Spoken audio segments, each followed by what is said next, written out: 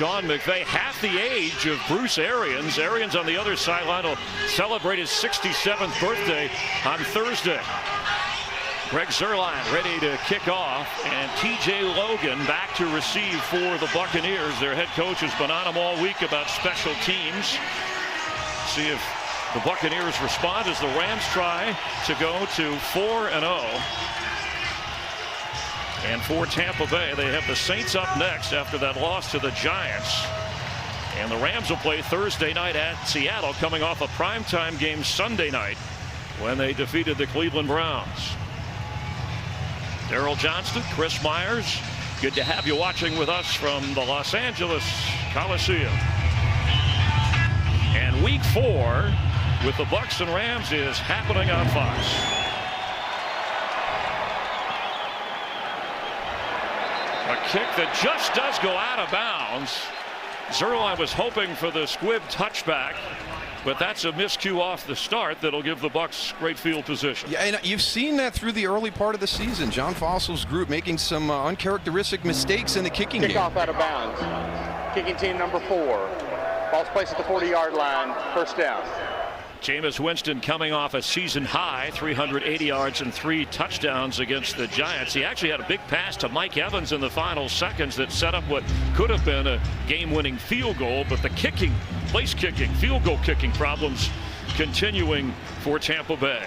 Kicking problems in Tampa Bay? I'm shocked. It's an annual event from the 40. Peyton Barber in the backfield.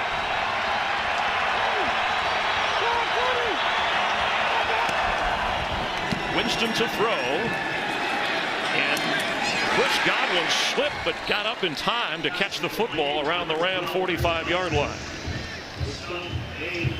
We'll see if the Buccaneers can get into a rhythm with Jameis Winston at quarterback. Come out a little bit of play action, and you've got to honor that. They are running the football much better this season, the Buccaneers, and that allows you to have some play action windows down the field.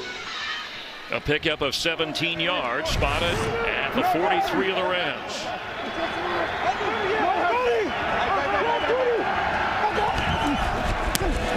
Barber straight ahead and somehow got to the 41. Michael Brockers making the play.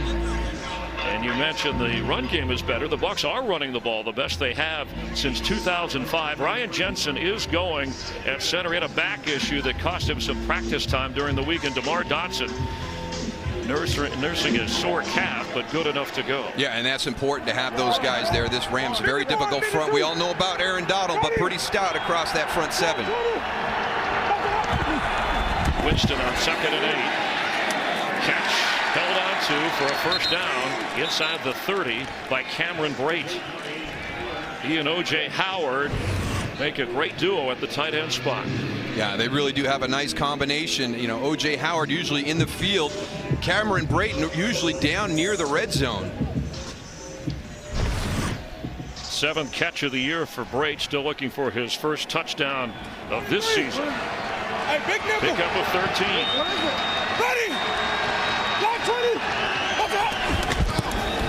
Peyton Barber looking for a hole and finds one. It closes as he gets down inside the 22-yard line of the Rams. And this defensive unit of the Rams up front, it's Donald and Brockers.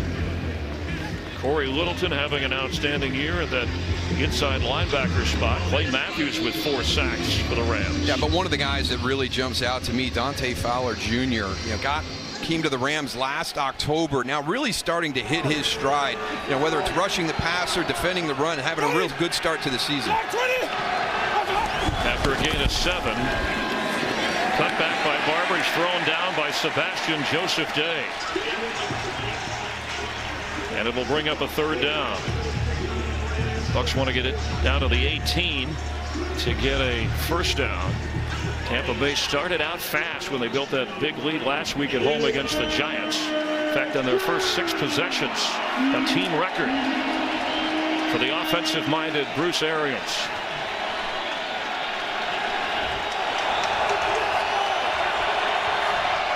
Dare Ogunbowale is in the backfield. Winston's throw, first down for the Bucs and inside the 5. Chris Godwin, and it's 1st and goal, Tampa Bay. They're hurrying to the line to snap the ball. Winston talking to the official.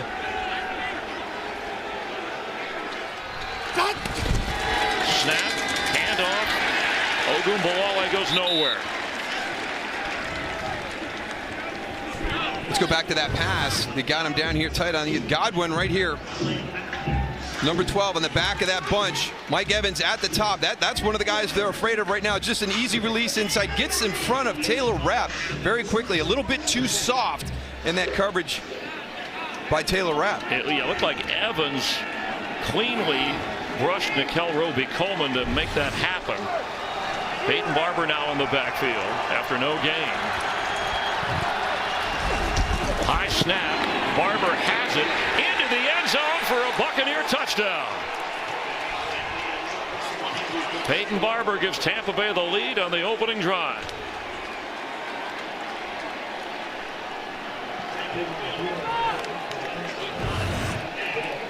Well, John Johnson, number 43, is going to have an opportunity to make this play. He's the unblocked guy right there, 43. And he gets a little bit too wide. It's too tight to the goal line. You've got to start to move up to make that hit. Kind of got stuck in place, and it was an easy run for Peyton Barber. The rookie Matt Gay, drafted but missed extra points last week in what would have been a game-winning field goal with Bradley Pinion holding. And that extra point hits the upright, but somehow got through. Maybe the fortunes for the kicker and the Bucs are changing. The Buccaneers, what an impressive opening drive, lead 7-0. Peyton Barber, the guy with two great football names, finishes a drive. Winston was 3 out of 3, and Godwin some clutch catches, but that's the first time the Rams have allowed a touchdown in the first quarter in the last 9 regular season games. And it started with a poor kick that went out of bounds. This will be a touchback. Bradley Pinion kicking off. Matt Gay making the extra point, but in dramatic fashion.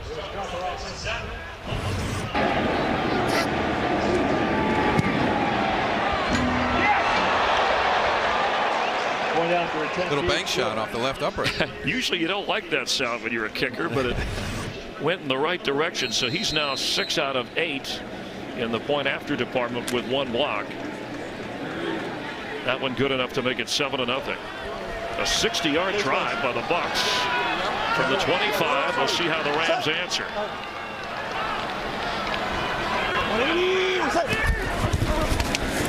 Goff's throw deflected. He was trying to get it to Robert Woods. At home, much more comfortable, although coming off a road win in Cleveland, as we mentioned, and headed to Thursday night in Seattle.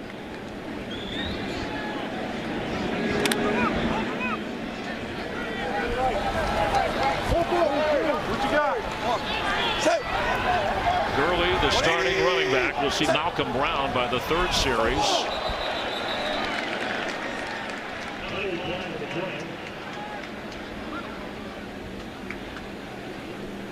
Our referee is Brad Rogers.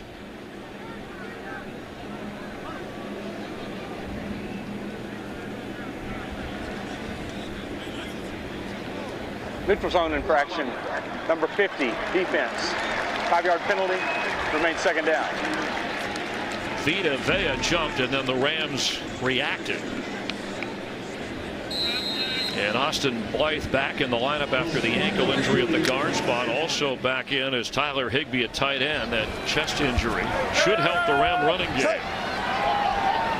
Woods in motion on 2nd and 5. Hey, what is it? Now this time the Rams move. So we're going to go back to 1st and 10. Ball starts. Offense, number 79. 5-yard penalty, remains 2nd down. Rob Havenstein called for that penalty. This is one of the things you talk about, rhythm. You know, sometimes it's not just the execution, but it's the little penalties, these little things that disrupt. It's hard for us. You know, you get into a situation like this and it's just back and forth, nothing really happening. There's no rhythm at the start of this drive for the Rams. 5-4. 180. What's that? Goff with time. Open. And a first down catch up across the 27 as Brandon Cooks make that the 37-yard line. Brandon Cooks on the outside. You're going to try and get out underneath this. Watch Mike Edwards, 34. He's got to push a little bit more. You can see him trailing right there. He didn't get out fast enough. Left that window open for Jared Goff. Pick up at 12. Cooks again with a block, but a good tackle, and a flag comes in as he crosses the 40-yard line. Levante David, who leads the team in tackles, made that one on Cooks.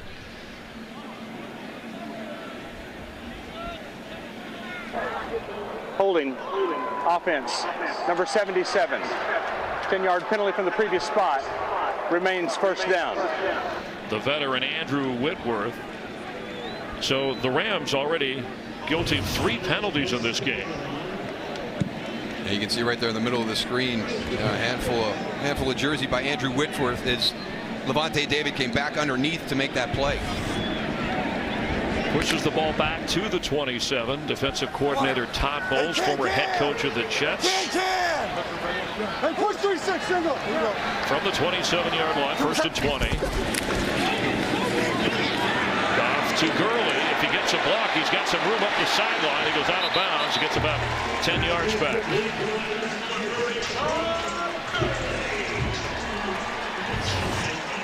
As Shaq Barrett becomes a little bit more aware, you'll see this screen developing. You know, trying to get to the quarterback, but also you got to have that feel sometimes. Could have peeled back and maybe impacted that throw.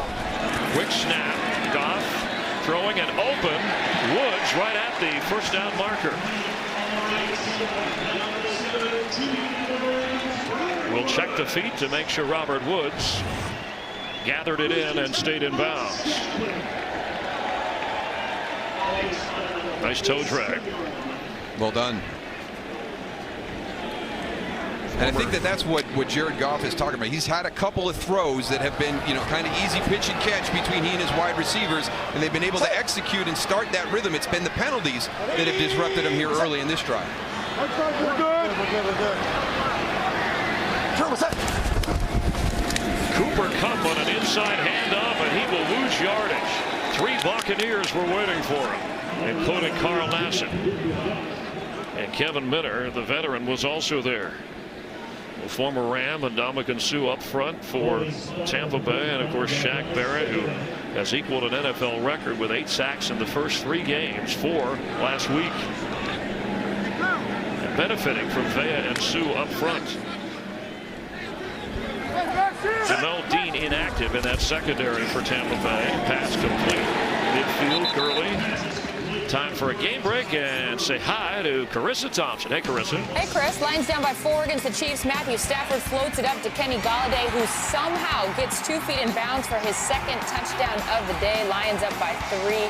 Under 2 minutes to play. Chiefs driving. Chris? All right, thank you. Chiefs, one of those undefeated teams, as are the Lions, but have a tie. Rams from midfield at a 3rd and 7.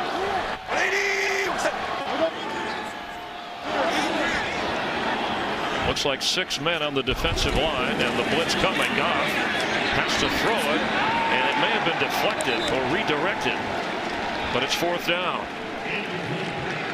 He's shaking his head.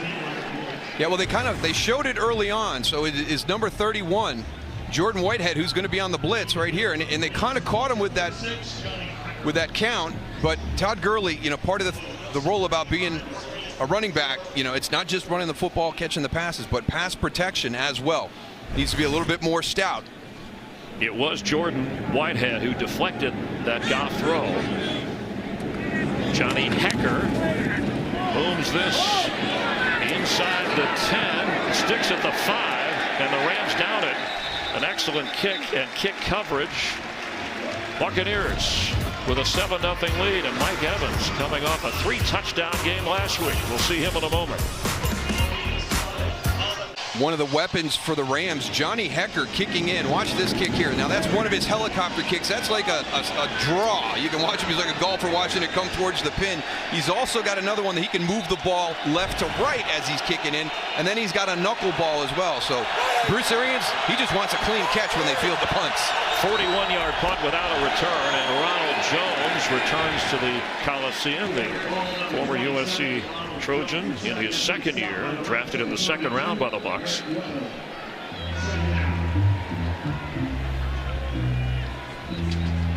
Kind of a combo with Barber and Jones is what they have worked with to improve that running game. Yeah, you see a lot of running back by committee in the NFL today, and I really like the way that Ronald Jones has started this year. I think he's a good complement to Peyton Barber. He runs very hard. Winston 3 out of 3, floats one, and that was a little high for Rashad Perriman. It'll bring up a third down. Byron Leftwich, the former first-round draft pick, is a quarterback in Jacksonville, a first-time full-time offensive coordinator under Arians, and the veteran Wade Phillips.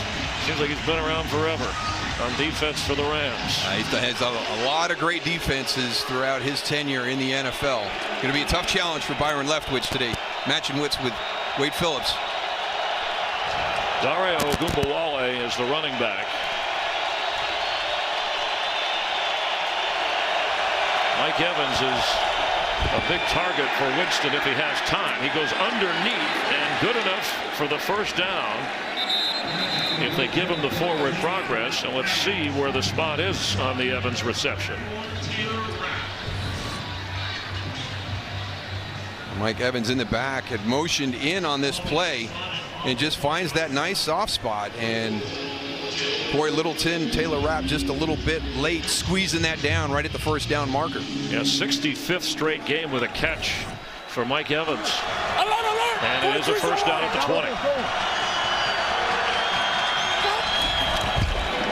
Ronald Jones hit the backfield. Has to work hard to try and get back to the line of scrimmage. I think one of the interesting things that Bruce Arians shared with us is how challenging this offense is from the quarterback perspective. You know, he's known as the Whisperer and has worked with a lot of great quarterbacks through his career. And he actually shared with us how Carson Palmer struggled with this offense at the beginning, but he had some success. And it was an opportunity last week for Jameis Winston to kind of have that early success, that early breakthrough, and wasn't able to get over the hump there with that missed opportunity at the end of the game. Winston protected well, open in the middle of the field. It's another first down to the 34-yard line. O.J. Howard, who had a rough week 1 against the 49ers, but Arians said we're going to put in specific plays that get the ball into his hands, and that was one of them. I think O.J. Howard presents one of the tougher matchups. A young tight end in this league, very athletic. Again, all the receivers are doing a nice job finding the soft spot in the zone coverage by the Rams and getting into that window. An impressive start for Winston, who's 5 out of 6.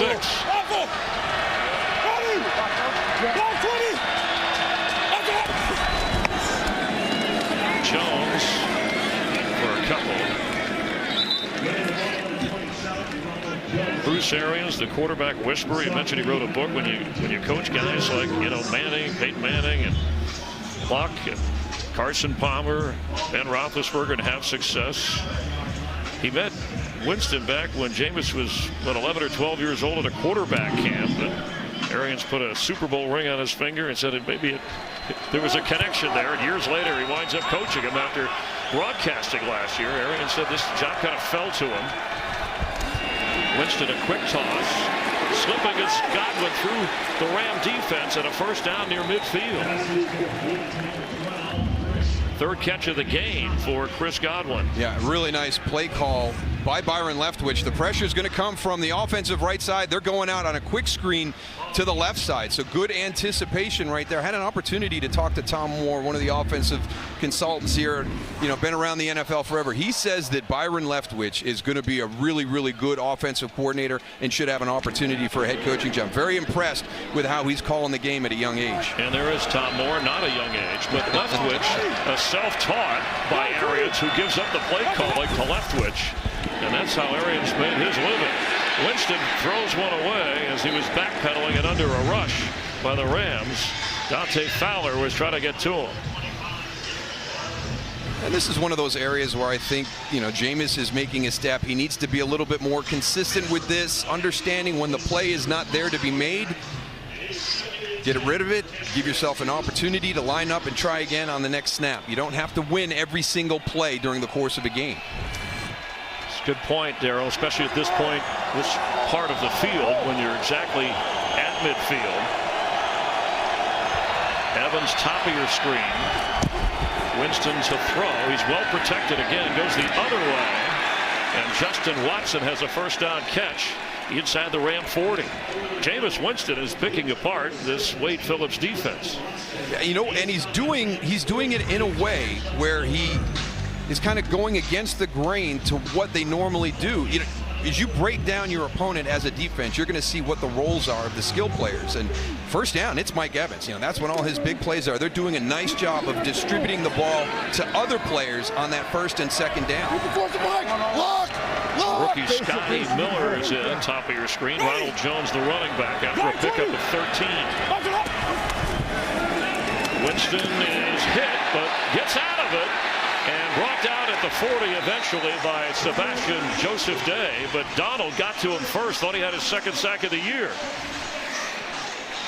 And that's the thing. A lot of times Aaron Donald is not making the sack, but boy, is he disruptive. He's going to come over your right guard.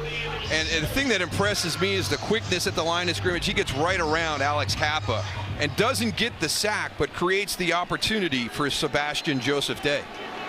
Donald talked this week about having more sacks, but he has been double and triple teamed. Loss of 3. Winston from the pocket and incomplete. Coverage pretty good. Let's get back to Carissa for a game break. Thanks, Chris. What a game in Detroit. 5 lead changes. So the Chiefs down by 3 in Detroit. Mahomes hands it off to Darrell Williams, who punches it in from 1 yard out. Chiefs up by 4 with 20 seconds left in the 4th. Lions ball. Chris? Wow. All right, some entertaining football earlier in the day. The Chargers won down in Miami to even their record at 2-2. Phillip Rivers over 300 yards and a couple of touchdowns. 3rd and 13 from the 40 of the Rams.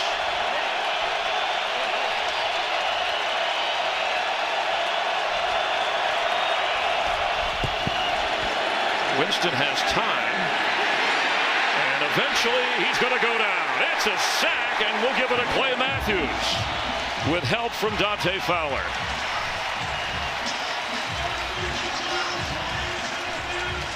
An opportunity for Mike Evans on that play, but it has to be thrown on time. Mike Evans is on the inside slot. Again, he's going to do a nice job of finding the soft spot in the zone, but you got to turn that ball loose right there. They're going to gain. Now you got to see if he can, kind of rotate around and get that first down on his own, but that had to be thrown on time. It would have been a long field goal, but the sack took him out of field goal range. Bradley Pinion back to punt from inside the 45 of Tampa Bay. A high kick. Bounces and way high into the end zone. The Buccaneers, did he knock that back out? No. Let's see, they're going to say it's a touchback. Great effort on the part of the Buccaneers and their special teams. But after an impressive opening drive, produces 7. The Ram defense tightens up. Clay Matthews and the Rams keep them from getting back to the end zone. Clay Matthews, 5 sacks already this year in his first year with the Rams. Had only 3.5 with the Packers all of last year. Former USC Trojan, went to Agora High School, Agora Hills. It's near Oak Park, nice area, nice little neighborhood, Southern California. From their own 20-yard line. 6-1, 6-1, Fake to Gurley, Goff, incomplete. Trying to go to Tyler Higbee or connect with him at the 30-yard line, but well covered by Tampa Bay. Goff now 4 out of 7. Gurley has a couple of catches. And the Rams, Goff, when we sat with him, he said, I get the challenge. I know the offense, we're not where we were. We have to start faster. So far, that's not happening. Rookie 5-1 is coming.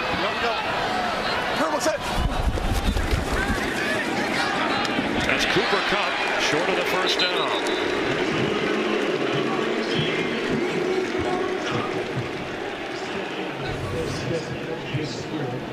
Cooper Kupp in the slot. Working against MJ Stewart. Little stutter and go, gets enough separation. Good timing on the throw by Jared Goff. Kupp, leading receiver on this Ram team. In fact, he gave the Ram offense a grade of B- this year. On 3rd and short, Goff is going to throw. There's a flag down. Wide open is Brandon Cooks, but it doesn't matter. The flag came before the actual snap, and the whistle blew. Prior to the play, false start. Offense, number 66. The 5-yard penalty, remains 3rd down. Austin Blythe, as we said, returning to the lineup. Another penalty on the Rams.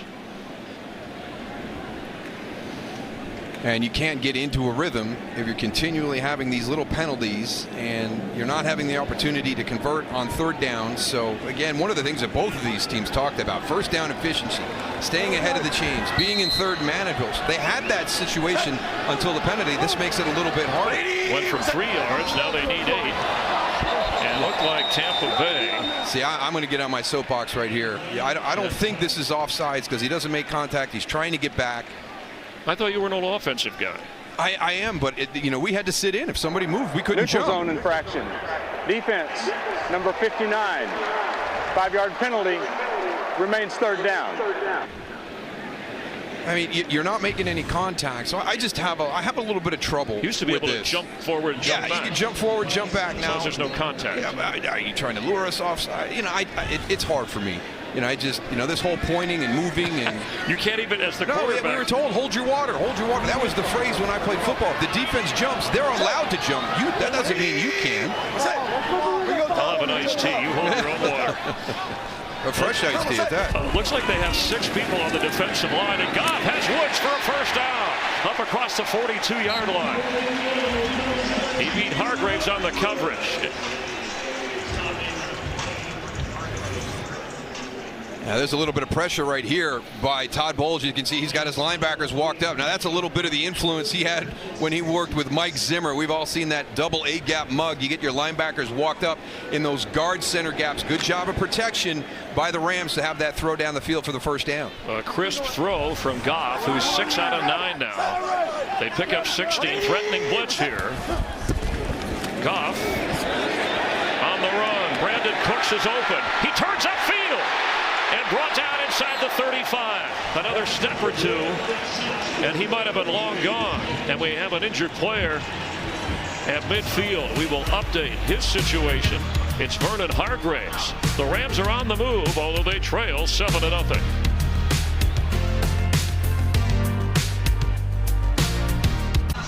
Vernon Hargraves ran into his own player on the sideline. Sean Murphy Bunting, the rookie from Central Michigan, coming into the corner spot. MJ Stewart has the slot, a pickup of 23, and Ndamukong Suh made that tackle upfield to keep Cooks from getting further. We're good.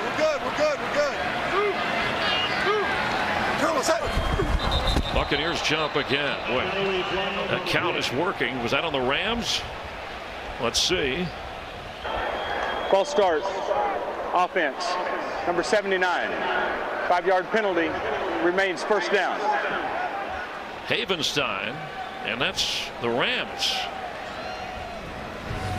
How subtle is this? Spot on the 39-yard line versus 15. Well, that looked like just a nervous twitch. He's going backwards. I know you can't. The quarterback can't even clap his hands more than once without a call. Todd Gurley, the Rams have only run the ball 1 time so far. They've attempted 10 throws. Here's Goff, pressure coming, he got rid of it. And there's Gurley on a catch. Inside the 30, he lunges forward.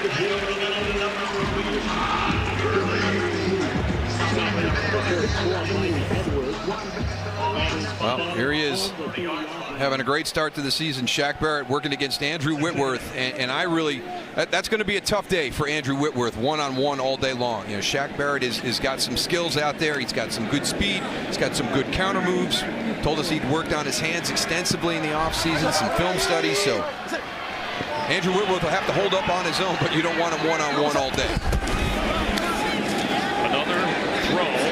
Robert Woods juggles and goes down at the 30. Had he not juggled, he might have been able to turn the corner for a first down. But Carlton Davis, who is the Bucs' best cover guy, the best one-on-one cover guy, second-year player from Auburn, makes the play. The Rams have run the ball just once, and that was a Cooper Kupp from his receiver spot. 9 out of 12 is Goff, over 90 yards in the air. Come on, set. Timeout. Is that an official timeout?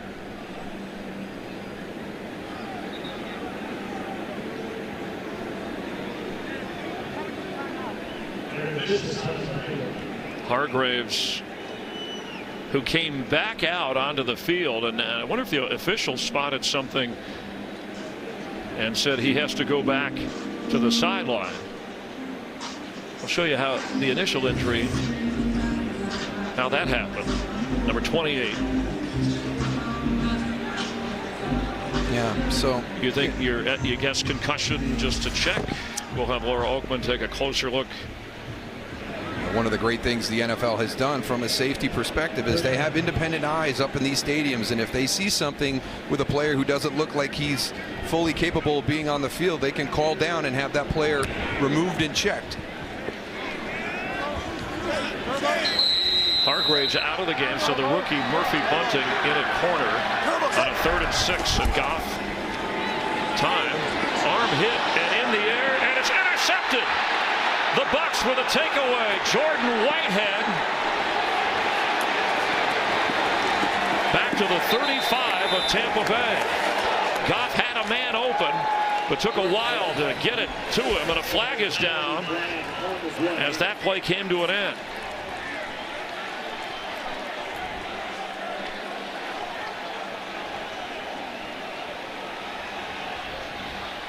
Shaking his head as he heads to the Rams sideline. Well, I'd be interested if they get offsetting, because it could have been Robert Woods would have gotten the penalty, but then Carlton Davis kind of follows that up, and you just got to keep your composure in these situations. I think it's going to go against the Rams, but it looks like it could be offsetting. After the play, personal foul, number 17 of the Rams. It's a 15-yard penalty added on to the end of the run. It's a first down, Tampa Bay. Well, you saw Sean McVay upset too, because he thought they had the right play dialed up, but the pressure on Goff and the deflection in the air allowed for the interception. Shaq Barrett got to him.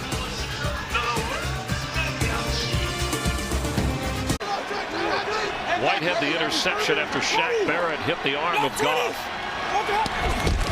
Midfield, when you tack on the penalty, is Peyton Barber carries for Tampa Bay. And how about that penalty on Robert Woods over on the sideline of Tampa Bay? Yeah, and I like the way the crew of Bradley Rogers sorted through this. You're going to see Robert Woods pop up right here, Little John. So there's the first shove. Now Carlton Davis comes in. There's the second shove. Now you could have had offsetting right there, but not a whole lot from Carlton Davis. So let's leave it on 17. Let's make sure that we know that we're not going to put up with that. But I love the fact that it wasn't offsetting and you penalized one of the teams. Winston. Screen is set up. O.J. Howard inside the 35 of the Rams. That interception, by the way, was the 4th thrown this year by Jared Goff. And the Rams already hit with 5 penalties, as Bruce Arians working with Winston, who's over 100 yards through the air after they pick up 12.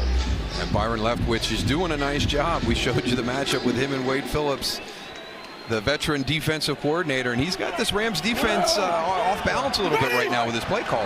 Cover. Block 20!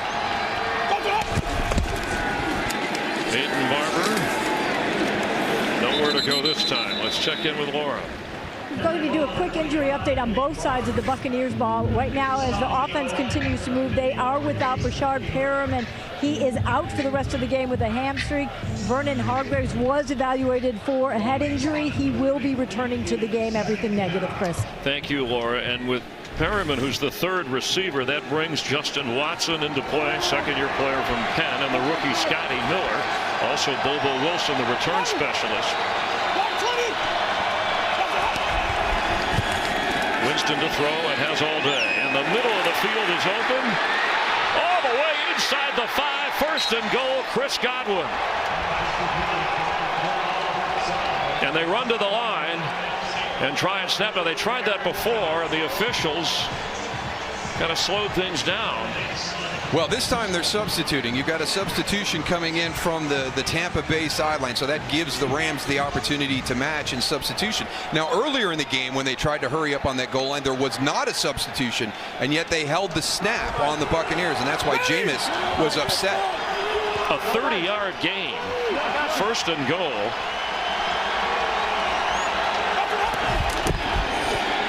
Peyton Barber. It'll be second and goal. Well, when you run the ball as effectively as the Buccaneers have this year, you can use your play action, and this is great. It gets the linebacker, the safety to kind of step up. Chris Godwin does a great job kind of finding that soft spot on the move, and a well-thrown ball by Jameis Winston. It was Mike Evans last week. It's Godwin this week with 4 catches for over 75 yards. After a loss of 1.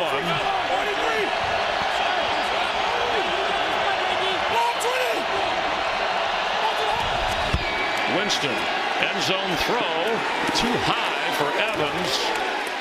No flag. Talib covering. Former one-time Buccaneer Aqib Talib on the coverage. Yeah, and this is an area of the field that the Buccaneers have struggled this year. That tight red zone, everything shrinks down. And here's one of the standard plays, the little fade to the outside. You've got a great matchup with the size of Mike Evans, but good defense right there by Aqib Talib. I'm not a fan of that play, especially in a new offense when you haven't developed that chemistry yet. They ran the ball effectively on the first drive for the touchdown. Let's see what happens here on 3rd and goal. They spread the field.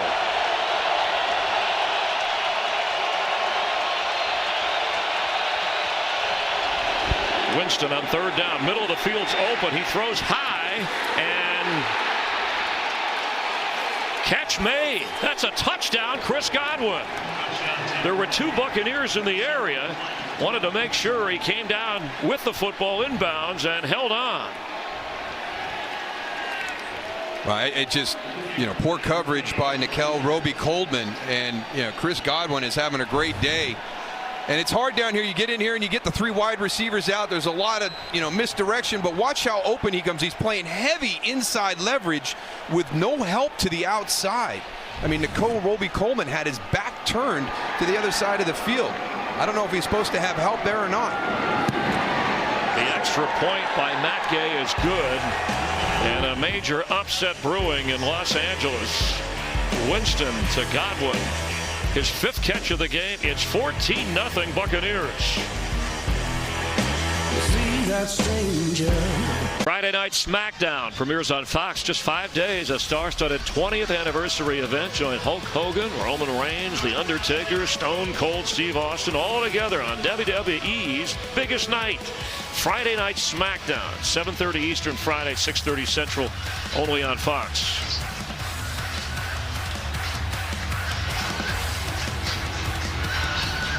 With Daryl Johnston, Chris Myers, Laura Oakman down on the field.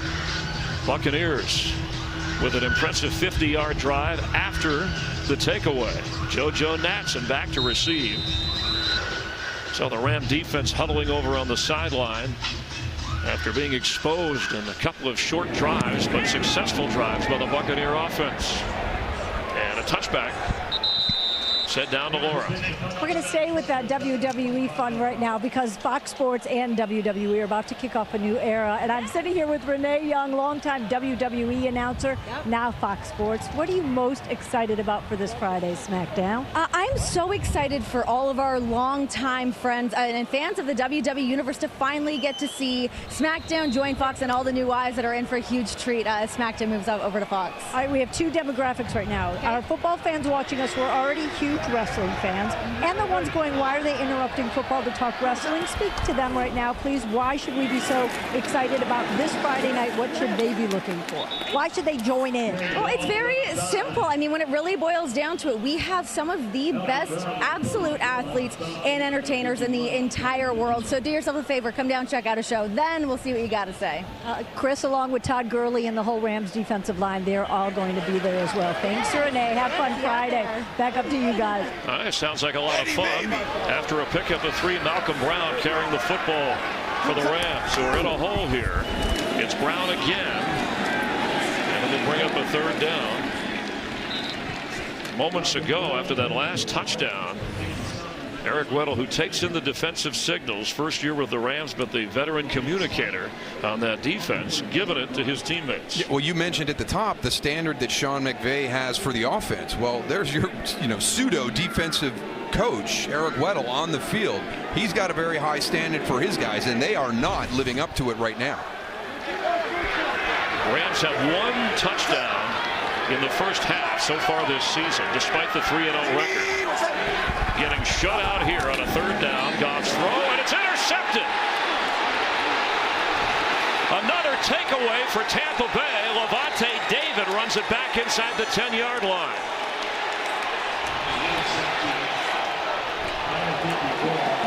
Back-to-back series for the Ram offense, and with interceptions. Well, great job here by Todd Bowles and his scheme. Here's Levante David right here. Walked up, looks like blitz. He's going to bail out. There goes Jordan Whitehead on the blitz. Jared Goff never sees the exchange there. Throws it right to Levante David. David, great in coverage and working as an inside linebacker for the first time. Showed some good return skills. After the takeaway, a 26-yard return. 1st and goal, Bucs from the 9-yard line. But we'll see if the Rams respond to their veteran leader, Eric Weddle, as the defense is on the spot right now. Godwin in motion. Godwin has the football. He's headed to the end zone, into the corner. Touchdown, Tampa Bay. It's 20-0.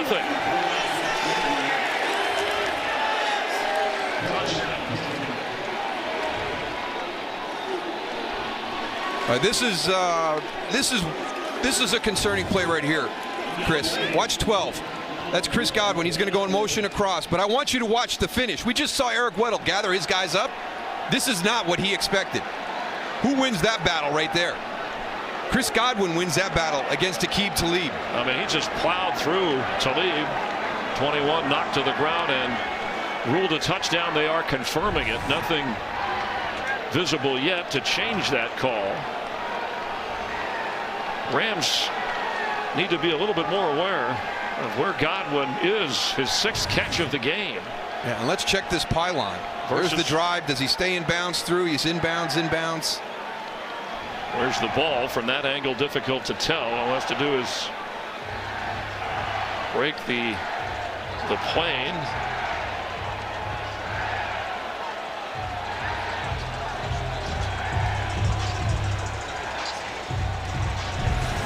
It's confirmed, ruling on the field. Touchdown after review. And the extra point by Matt Gay. The rookie, 5th round draft pick. 21-0. Couple of turnovers have made it a short field for Tampa Bay. Levante David grabbed this one. Winston guides him into the end zone with Godwin. Buccaneers had just 1 interception coming into this game. They have 2 today. Levante David, the last one after Jordan Whitehead grabbed one earlier. And for Jared Goff, he threw only 12 for all of last year. He's already thrown 5 interceptions here in week 4. Touchback. Rams will come out to the 25-yard line. And that first one was generated by Shaq Barrett. He impacts that throw right there. Jordan Whitehead is able to pick it off, and that leads to the first Chris Godwin touchdown. Now the second one is all on Jared Goff. Kind of the scheme that Todd Bowles put in there. Levante David walked up looking like he's going to blitz, drops back into coverage, makes the interception, and really the finish by Chris Godwin right there. That's the concerning thing to me if I'm Wade Phillips on the sideline. The offense just took it to you physically for that touchdown. Sloppy game for the Rams. Penalties, turnovers, and getting run over by the Bucs as Gurley carries. Let's check in with Carissa for another game break. Thanks, Chris. Seahawks up 10-3 in Arizona, looking to bounce back after last week's loss to the Saints. This helps. Russell Wilson to Will Disley for a 9-yard score. A 4th touchdown for Disley over the last 3 games. Seahawks up in this one 17-3. Chris. All right, thank you. And the Seahawks play the Rams Thursday night, NFL on Fox. Well, the Rams wanted to run the ball a little better. That's the first carry for Gurley in this game. They said they were behind. They have to play catch-up, so they can't run. There's Woods, and close to a first down. Carlton Davis running with him. We talked to Jared Goff, and he said the slow start for the offense good enough for a first. 75% our issue, our execution. 25% is what the defense is doing. Yeah, and that's a fair estimate. And, you know, today he's probably going to say maybe it skews a little bit higher. Maybe 80-85% on them. And this is a tough defense they're playing. But I don't know if the scheme, it obviously was on the Levante David interception. But they just haven't played well, haven't been able to get in rhythm. In a rhythm offense. He throws at the 40. Ball's knocked out and ruled incomplete. Cook's the target. Laura? And continuing what Jared was saying and Sean McVay was saying about these slow starts, the big word they kept saying all week was efficiency. Efficiency to start the game, no matter what, whether it is things we've seen on film or whether it's it's things other defenses have done. It's our ability to be able to seamlessly handle it early in the game that Sean was really, really focusing on. Set, ready? Set, hey, Cam! Come on, set. Gerald Everett with a first down to midfield, the backup tight end. Well, if you're going to blitz, you've got to have somebody else kind of assume your position. And Jordan Whitehead is going to come on the blitz. You'll see him come right there, but nobody kind of covers his guy. Gets a deflection on it, but Gerald Everett is able to slip out right there. Without a huddle, Goff has time.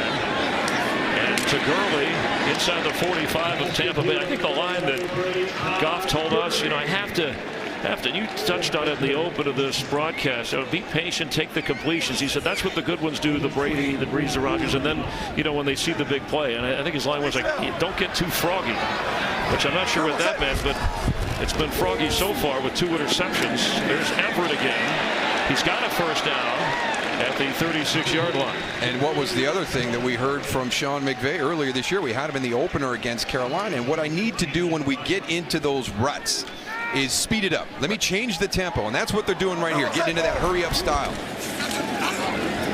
Goff seems comfortable. Everett, another catch, middle of the field alone. Inside the 25 of the Buccaneers. Best-looking drive top to bottom for the Ram offense all day. It's almost as if they're in a hurry-up here. Absolutely, and trying to get out of that rut. And Gerald Everett is becoming one of the key guys here on this drive. He's been the guy doing most of the damage. Nice little whip route right there. And they've rattled the Buc defense to a degree. Tampa Bay using a timeout. And now this from Progressive. Well, Gerald Everett, who came in with just 6 catches in the first 3 games, has 3 on this drive, good for 36 yards. Rams having been shut out, and their history, at least their brief history in the 3 games this season, they've not been a good first half team offensively. Looking for Gurley. Flag in the area where he was trying to get downfield. We may see a call on Jordan Whitehead. It looked like he was trying to slow Gurley down.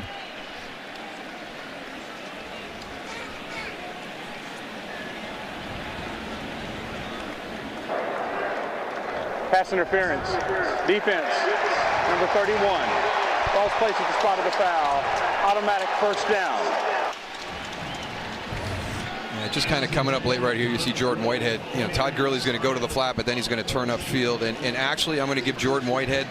That's a smart play right there because that's a touchdown. So live to play another snap. Take the penalty, but prevent the touchdown. See if your defense can rally and hold them to a field goal attempt here. What's the team? Madison. Stress Madison. 5-4.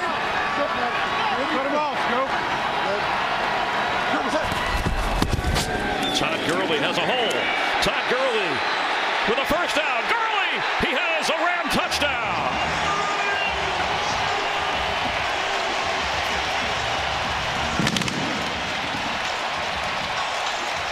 His second of the season. From 13 yards out. Really nice job by Brian Allen, the center, and Andrew Whitworth, the left tackle. Watch the center double and climb. Watch your left tackle get all the way in and seal.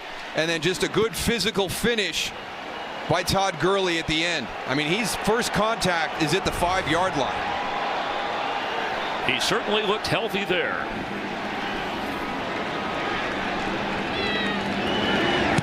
Zerline's extra point. The Rams close the gap. They're still down 14, but Gurley looked good getting to the end zone.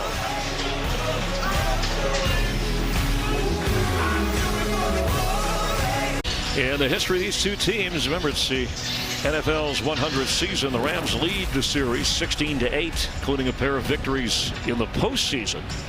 But as Game 4 second quarter drives go, that was a big one for the Rams. That was a huge one. I mean, they had not done anything right. We've talked about trying to get into that rhythm offensively, and it's been penalties in the early start of the game. They just haven't been able to get in sync. So Sean McVay goes with a little bit of hurry up, and boom, everything clicks. Gerald Everett becomes a key weapon. T.J. Logan back to receive the kick if he has the chance. Bucs lead by 14 points. Over 5.5 to go. Darrell Johnston, Chris Myers enjoying the fun and sun of Southern California. Well, I'm sure the Rams are thinking, well, last week the Buccaneers had an 18-point lead at half. We're down now only 14. We're at home. We should be able to handle this. They've been a second-half team, the Rams, this year. Yeah, don't panic. I mean, they've got a veteran group around them. They've got a great coaching staff. Just keep everything in perspective. Kind of doing exactly what we talked about at the top, just not playing to their standard, not being able to get into that flow. And it's frustrating when you know you have an issue and yet you can't solve it. 2 turnovers by the Rams made it easier for Winston and the Bucs, but they've moved the ball well. And a big hole for Ronald Jones. There's a flag down back inside the 25 as he reaches midfield.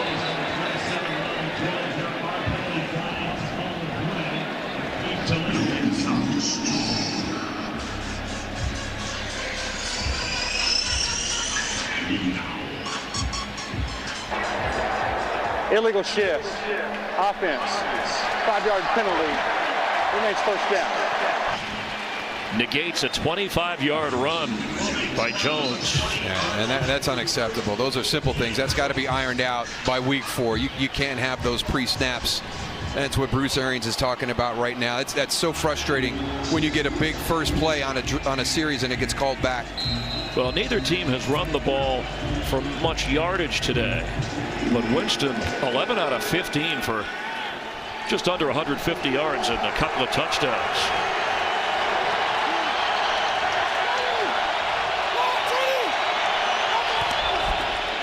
Quick pass to Mike Evans. 2 Rams are there. He gets a couple. That's Evans' second catch of this game. Yeah, and I don't know if I'm going to go back inside. That wasn't one of those screen plays where you've got a lot of people coming out. That was more like a pre-snap read, and it looks like we've got a good matchup on the outside. That defense is going to be in pursuit inside out, and you're going to be running right into a bunch of big guys coming your way. Yeah, he actually lost a couple there. Now, remember, they had the penalty. So. And, yeah, Chris Godwin has been the guy, the go-to guy for Winston. Now Jones is the back. From the 23-yard line, Winston has time and timed that throw. Fell incomplete. Bobo Wilson, the target. Remember, Rashad Perryman is out with a hamstring, normally the 3rd receiver behind Evans and Godwin. Yeah, just not enough on that one. Going to short hop it in there.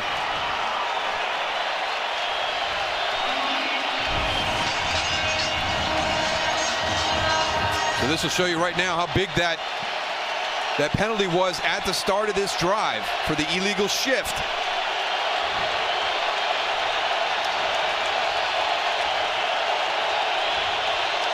Evans, top of your screen. Chris Godwin in the slot. Winston looks that way and airs it out. Evans is open. It's hanging in the air, but he's out of bounds. A better throw would have been a big play for the Bucs. And Evans knows it.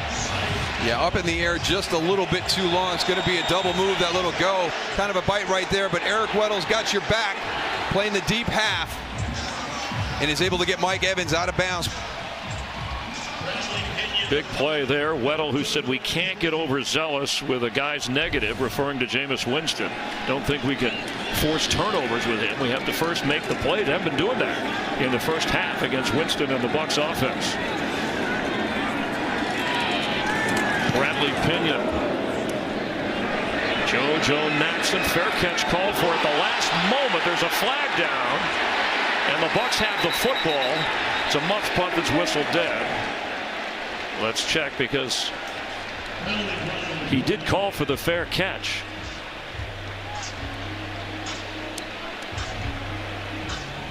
But I'm wondering how late it might have been. Yeah, the big thing is fair catch interference. Right here, Sean Murphy Bunting coming in. Clear enough. Yeah. He tried to get out of the way.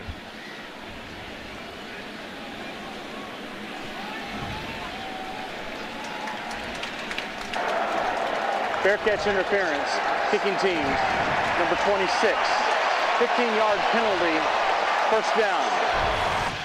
That's on the rookie, and you know that the steam is coming out of Arians' cap, because the special teams with that penalty puts the Rams at midfield. Yeah, and let's go back to a sequence of plays. The illegal shift takes back the run that basically had Tampa at this spot for another first down. Now you go through that series, you punt it, you have another penalty. Now you've got the Rams at the 50-yard line going in. That illegal shift penalty was a huge mistake by the Bucs. Timeout, Rams, before the snap. So each team now 5 penalties. And we're just over 4 minutes remaining before the half. Jared Goff, 14 out of 20. Winston, 12 out of 18. But Winston has the 2 touchdowns and Goff the 2 interceptions. And both those touchdowns come off the drives resulting from that interceptions by Jared Goff. Todd Gurley getting the Rams on the board, capping a 75-yard drive on the last possession for the Rams. And for Gurley, his 58th touchdown in his career, second this season. Malcolm Brown is in now. Rams have 2 timeouts and the 2-minute warning. Plenty of time, and sideline throw is caught. And Woods, he may have stepped out of bounds. They say he didn't until he got into the 15 of Tampa Bay. And the Rams are going to try and run and snap this before the Bucs will get a look. Pickup of 37 yards. Quick snap. Quick throw. Everett at the 10-yard line. I think he stayed in bounds. It looked like it was a great piece of work by Robert Woods on the sideline. Mike Edwards undercuts it, tries to make the deflection, does not get it. And there you go. Great athleticism by Robert Woods on the sideline. Talk about defending every blade of grass, which is one of the expressions. How about using every blade of grass? From that angle, it's tough to tell with some of the folks on the sideline, but that was terrific work, and the Rams on 2nd and 7 now.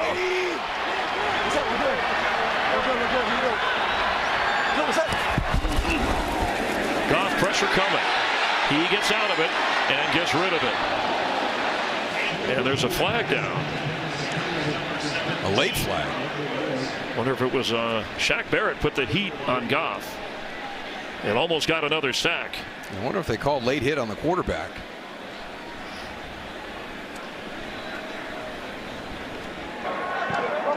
Personal foul, roughing the passer. Defense, number 94. Half the distance to the goal. First down. It's on Carl Nassib.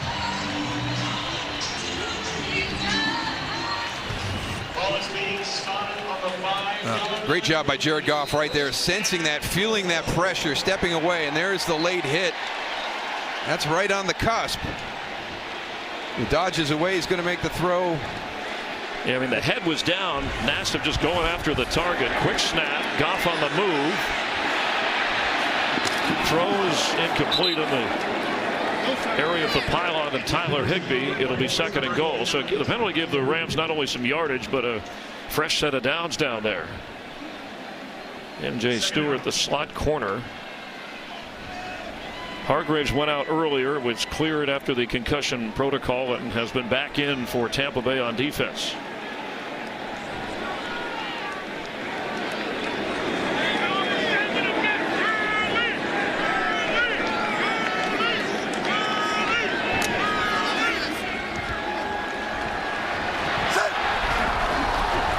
Goff, pressure coming outside, middle of the field. The catch in the end zone. Touchdown. Gerald Everett for the Rams. Boy, he threaded the needle, and Everett showed good hands and shaking hands with some Ram fans in the end zone.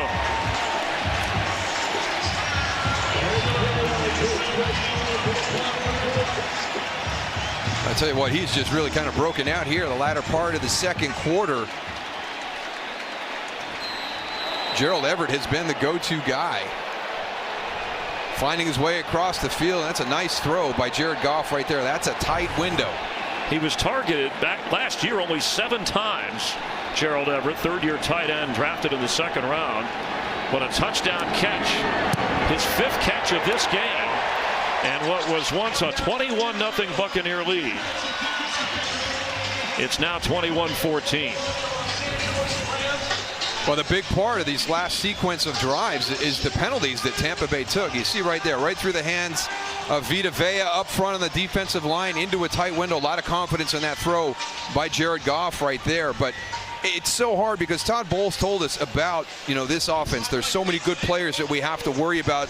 Jared Goff's the trigger guy, but, Gerald Everett was not one of the guys that I think Todd Bowles came into this game expecting to have to stop. Well, that's the beauty of Sean McVay and what he does with his players offensively. But I like what McVay said about Goff. Okay, 2 picks early in this game. That Goff has a refreshing security about him. And you have to shake off 2 interceptions and then come back and make some of the throws he's made to get the Rams back into this football game. All 5 catches in the 2nd quarter and all in the last 2 drives for Gerald Everett. First player ever drafted from South Alabama, 44th overall. And working behind Tyler Higbee, who is back healthy in the Ram lineup today. TJ Logan back to receive.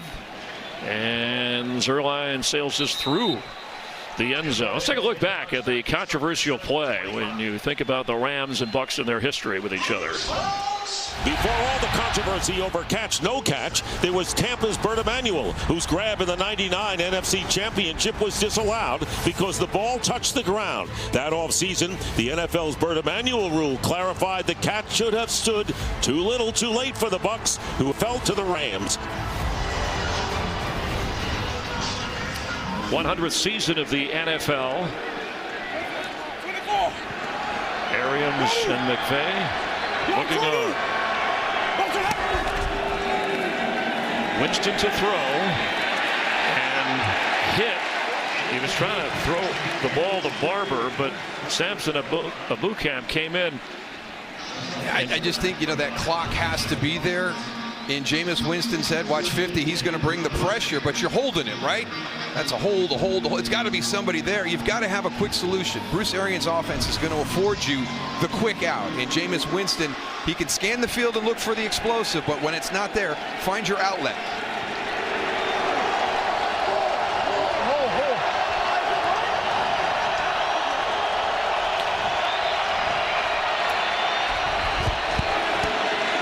Four-man rush, well thrown. Godwin first down across the 35-yard line. His 7th catch of this first half. The Buccaneers can roll out some players too. We've seen it shift. Last week it was all Mike Edwards, and let's credit this defense. You're not going to let the #1 guy, or Mike Evans, you're not going to let the #1 guy, in that offense beat you. So now it's been Chris Godwin who's picked up the slack. That was the Rams' approach here. They said, we don't want their best player to wreck the game, thinking it was Evans. But it's been Godwin today. Barber just short of the 40-yard line. We'll see if they let this run to the 2-minute warning. Eric Weddle coming in to make the play.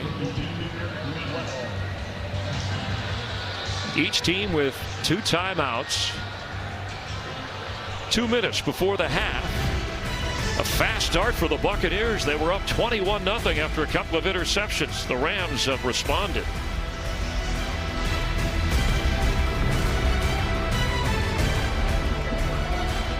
Beats a halftime report with all the highlights and updates. He'll tell you about the Seahawks beating the Cardinals. 49ers at 3-0 have a bye this week. The Falcons lost today in the NFC South, and the Panthers won.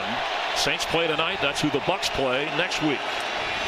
On second down, knocked away. Bobo Wilson the target, but a good defensive play by Marcus Peters. A real nice play by Marcus Peters. Got that ball deflected up in the air. Very fortunate for the Buccaneers that it came down to the ground. Taylor Rapp had a shot. The Bucs, fast start last week, couldn't hold on at home against the Giants. 3 first-half touchdowns today. It was Evans with 7 catches and 3 touchdowns last week. Today, Godwin has 7 catches and 2 touchdowns. On 3rd and 7, still only a 4-man rush, and open at midfield is Godwin. However, the Rams are covering him. It's not working. Or not covering him. Well, I think it's just good execution by Tampa Bay right now. It's good running, route running by Chris Godwin. He's got a really good feel for the soft zones that they're playing. Look at the numbers on Godwin already. Dumps it off to Dario Ogunbowale, who gets out of bounds. And a flag down back at the 45 of Tampa Bay.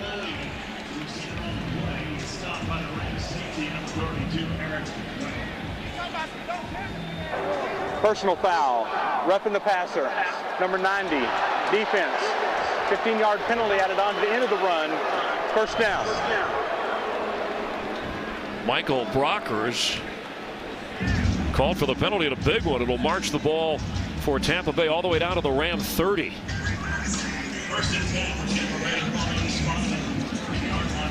Penalties have hurt both of these teams at different times of the game in different ways. 6 each.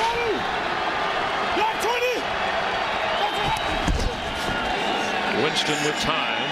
He's going to run on the run. Dump it to Ogunbowale.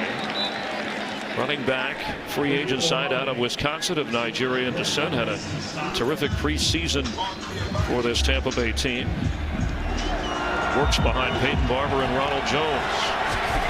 Picked up 7 there. Creative play by Winston. That ball's tipped because the middle of the field was open again. Michael Brockers, who just was called for that roughing penalty, is the one who tipped the ball. Yeah, and Dario Ogunbowale on this one, it's just got to get more open. You can see right there as Michael Brockers is coming across. Stay out to your right.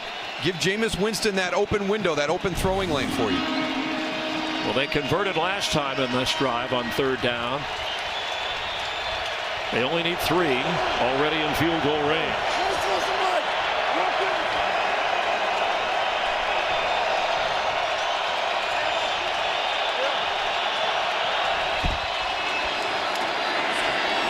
Open again is Godwin, and then a first down going out of bounds inside the 15 of the Rams. A lot of times it just becomes the matchup that you get during the course of the day, and right now Nickel Roby-Coleman is really struggling against Chris Godwin in the slot. Roby-Coleman of NFC Championship fame for the penalty that wasn't called that changed the way we view, or at least review, pass interference. Yeah, just playing really soft. I mean, just too much room for Chris Godwin to work. He's got to squeeze that a little bit more, make it a little bit more challenging. Bucs inside the 20. You can almost hear the cannons firing back in Tampa Bay the way they've played today when they've gotten in the red zone. Winston Looks one way, middle of the field. Spun in the air after making the catch. The ball comes out, but they're going to rule him down. O.J. Howard made the catch and was flipped to the air.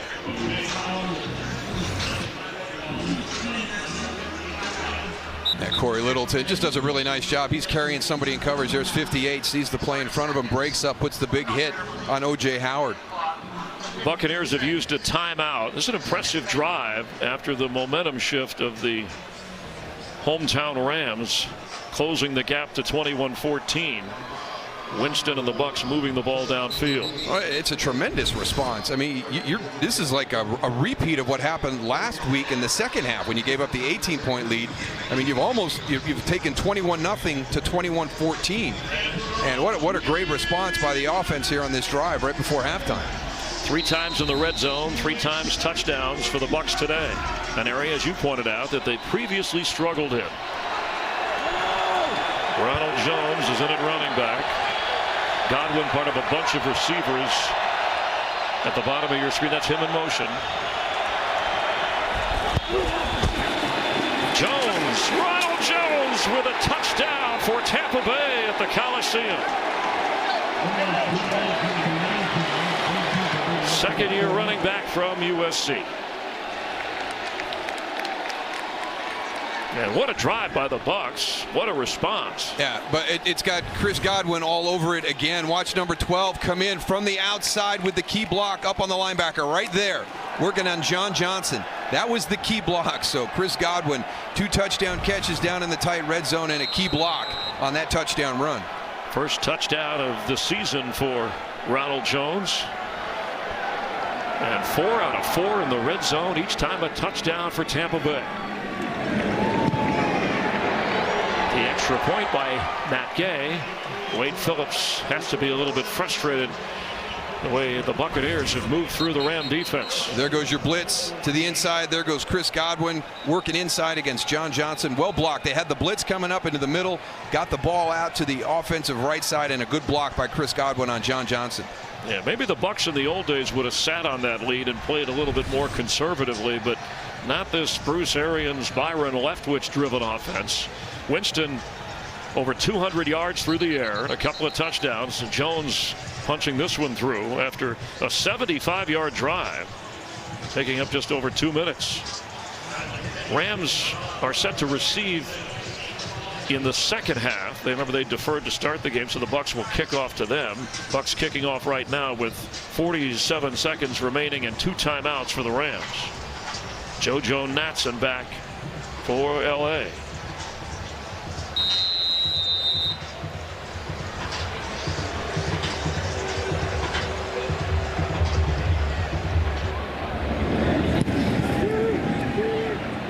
Sails through.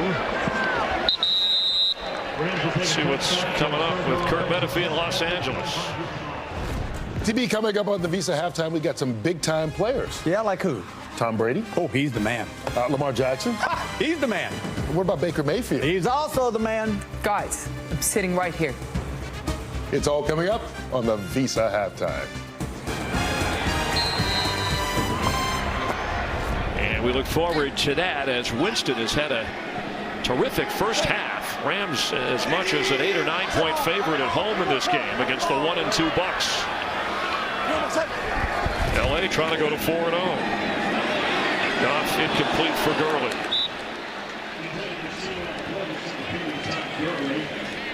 Rams have only run the ball good for 18 yards in this first half. Of course, they were down in a hurry, so that would indicate throw, but they came out throwing even before Tampa Bay got up a couple of scores. Yeah, I think that's where the matchup was that Sean McVay liked. And you heard Bruce Arians say our secondary played one of their worst games of the season last week against the Giants, especially that second half. So with your skill set, that's going to be your best matchup.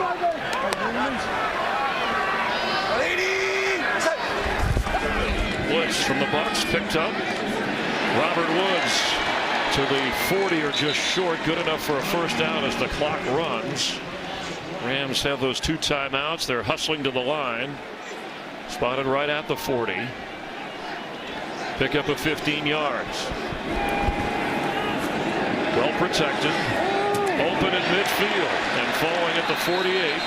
Brandon Cooks, and the Rams will use one of their 2 timeouts. Now Goff is over 200 yards passing. Again, obviously this is your traditional 2-minute situation, but the only other drive that the Rams really got into that rhythm that we've talked about here in the first half was when Sean McVay decided to kind of up-tempo that previous drive to kind of get them out of that rut that they'd been in the entire first half. Todd Bowles' defense with a couple of takeaways, interceptions, one a hit on Goff, the pressure, the other maybe a surprise when Levante David was in an area where Goff threw, and then the Bucs were able to produce points off of those turnovers.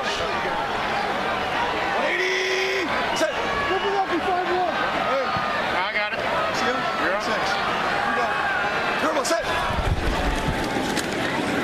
Goff incomplete.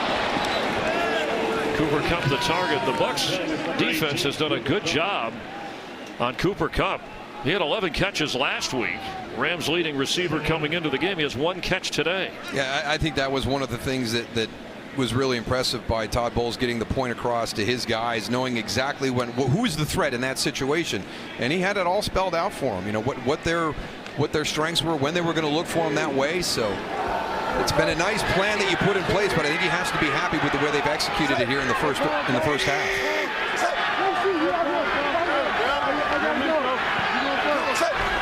One timeout, clock running, Goff throwing, catch inside the 40, Robert Woods, and timeout. They're going to use it with 7 seconds. You saw that yellow line there right around the first down, but also Zerline, who has made clutch kicks. He's hit a 56-yarder this year.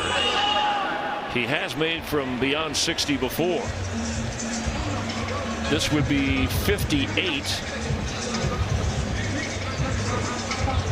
As they spot it at the Tampa Bay 40.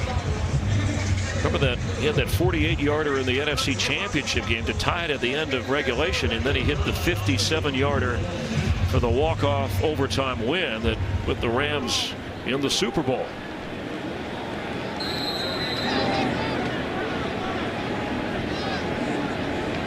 He's 7 out of 9 field goal tries this year.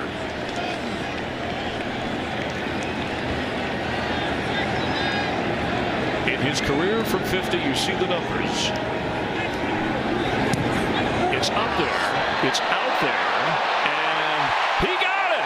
It's good. From 58 yards away.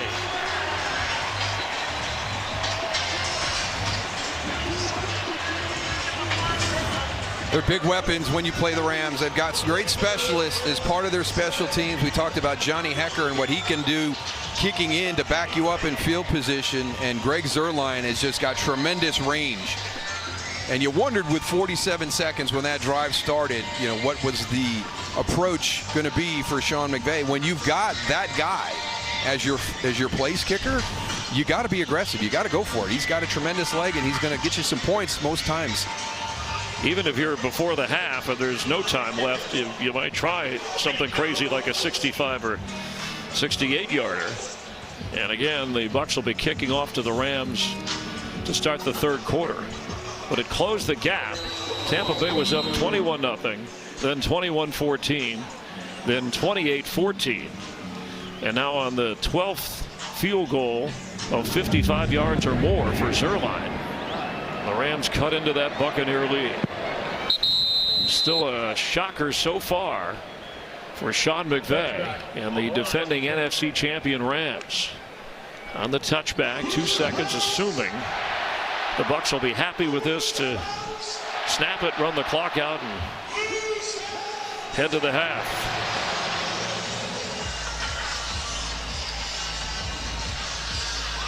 Winston over 200 yards and 2 touchdowns, and Chris Godwin 125 receiving yards, 2 scores on 9 catches. And the Bucs come into the Coliseum and build a big lead at halftime. The Visa halftime report is coming up after a quick timeout with all the scores and highlights. You're watching the NFL on Fox. Today's game flow is brought to you by Progressive.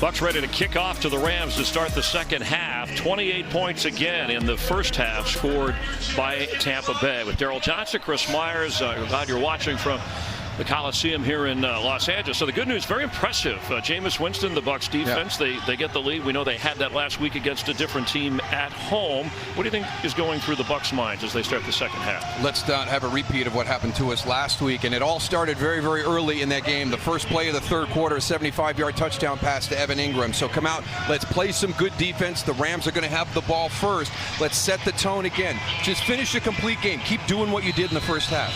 Rams have only had the ball 12 minutes in that first half, but when they went to that hurry up, and you talked about them finding a rhythm, they seem to be effective.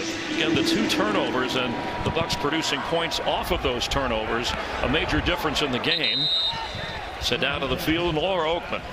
Well, Bruce Arians saying what Daryl said, talked about that third quarter and said deja vu. We've been in the same situation. This is exactly what happened last week. Now we get to see if we grew a little bit. Key the second half, he said matching scores because they will score. We cannot take our foot off the gas. Sean McVay said it's about executing, protection up front, blocking, catching. It's no secret to what went wrong. If we come out right now, respond to what they're doing and do what we're supposed to do, we'll be fine. Thank you, Laura. Woods with 7 catches in the game. Cooper Kupp has 1. If Goff could get him going, if they could connect, just feel like it's a comfort area for the Ram quarterback. Gurley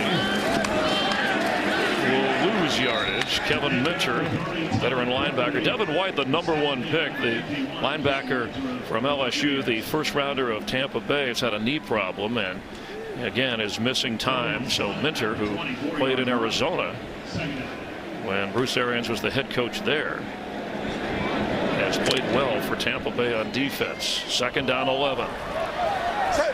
Gerald Everett, the star, with a touchdown catch and 5 receptions in that second quarter. Goff, screen is set up, but making an ankle tackle kept Gurley from the first down, the rookie Mike Edwards. Well, Cooper Kupp said, our coach has given us the ability to solve the problems in front of us. And they have a problem right now because they're down against a pretty good football team. Yeah, and this Bucs defense has been playing very well. And again, I'm sure that Sean McVay came into this really favoring the matchup with his wide receivers in the passing game against a Bucs secondary that did not play well against the Giants.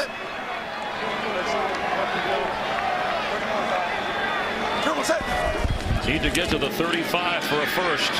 Throw is on target. That's Woods. Cuts back to the 45 and falls forward for a first down. And they hustle to the line.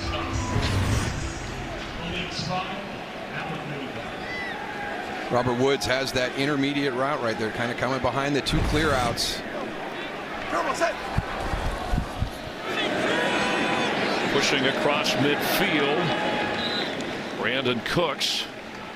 Goff has thrown it over 30 times in this game. We still have nearly a half to go.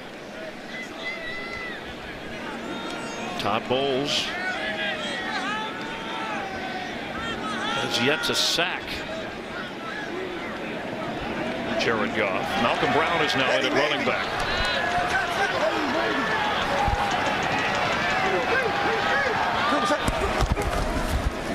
Brown carries, and looks like he's lunged forward, but he had to get across that 45-yard line for a first down. Brown came in averaging 5 yards a carry, or just under that. That's been they're spotting that as a first down. And the interesting thing has been the production has been there from both Malcolm Brown and even Todd Gurley. What the big thing is just the number of opportunities are down in the offense this year compared to last year, but the production has been good in the run game. Rams came in with the first 3 games, 1 touchdown in the first half, 7 in the second half of their first 3 games. Brown remains the back. Whoa, what are we doing? What? Stress Madison? Yeah, there might be some confusion. You heard, well, what are we doing? You know, on the line of scrimmage. So. Offense, 5-yard penalty. We play first down. And terrific audio. Kevin McCloskey, Chip Weaver, our entire crew. It's great when you can kind of listen in. What are we doing? Well, apparently not the right thing if you're Sean McVay's Rams. They're back to midfield. Darryl Johnston, Chris Myers, you're watching the NFL on Fox as we begin the 3rd quarter. Rams trailing 28-17. Not the most comforting thing to hear at the line of scrimmage as a quarterback, right? Or in your headset if you're broadcasting. Although you always know what you're doing, just like your fullback days. Malcolm Brown is cut down after a penalty. Ram offense struggles. Vita Vea, just that big body, you know, up front in that front. And a good job. Shaq Barrett, now he gets a lot of credit for his pass rush skills, but that's a really nice job of setting the edge and forcing Malcolm Brown back inside where your pursuit and your big guys are. Now Barrett without a sack came in with 8.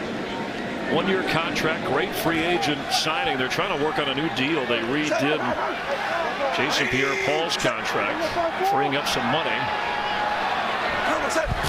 2nd down. Goff with time. And the throw to Cooper Kupp for a first down. Near the 30 of Tampa Bay. His 2nd catch of the game. It's such a staple of this offense that they execute it so well. Cooper Kupp coming out of the slot, number 18, and you're going to push it up and then break to the outside. Well timed. MJ Stewart. Stewart, the slot corner, with Hargraves and Carlton Davis, the starting corners for Tampa Bay.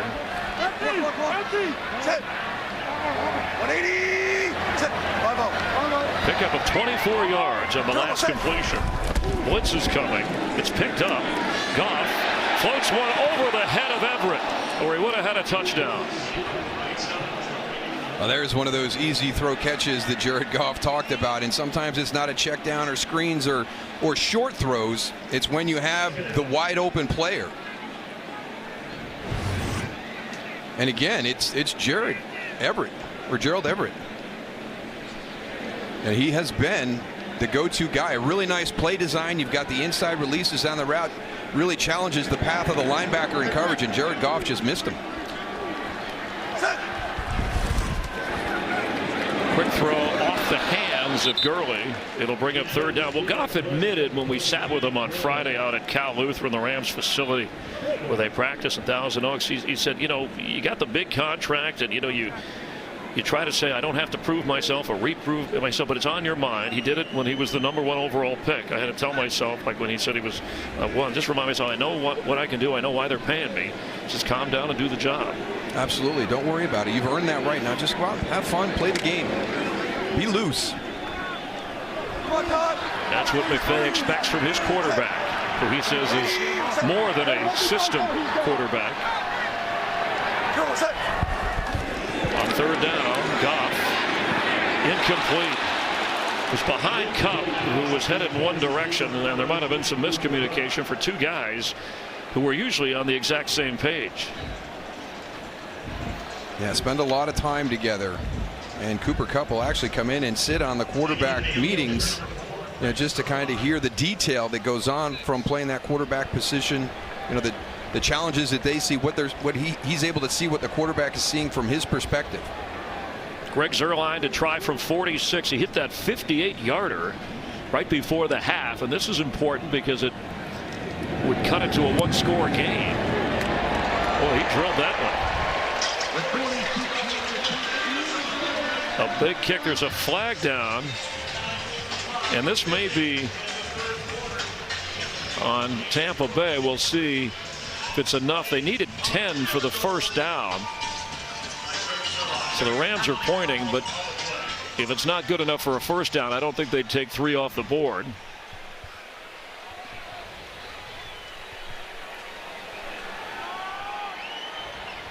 It's the old, is it? Well, let's hear the call.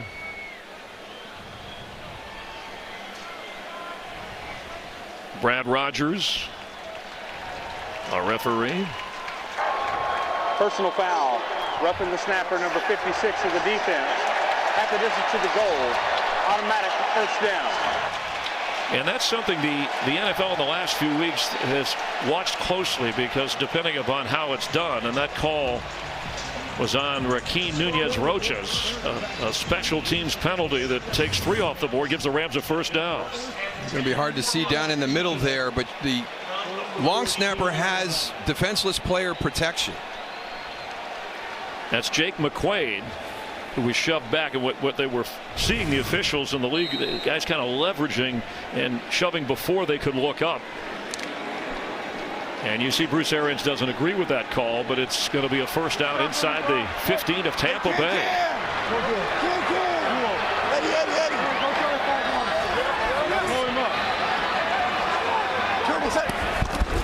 Todd Gurley the handoff. There's nowhere to go. He'll lose yardage. Carlton Davis from his corner spot. This Buccaneer defense is tough to run on. In fact, they came in giving up only about 70 yards a game on the ground, and that's an improvement of some 50 yards compared to the previous year. And that's because of that man. Yeah, he's done a tremendous job. And, you know, one of the reasons that Bruce Arians took the job, you know, Todd Bowles is available, and they were together out in Arizona early on and were a great duo out that way.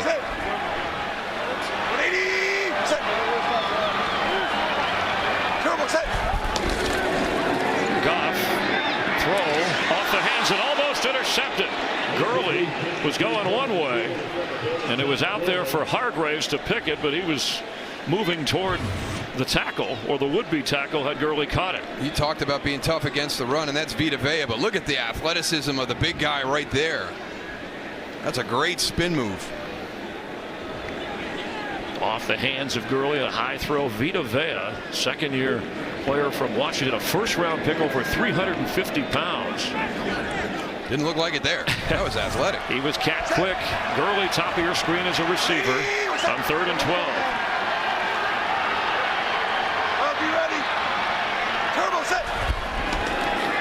Goff has a moment, and he's going to be sacked. There's a flag down as he goes down at the 25-yard line in the arms of William Goldston.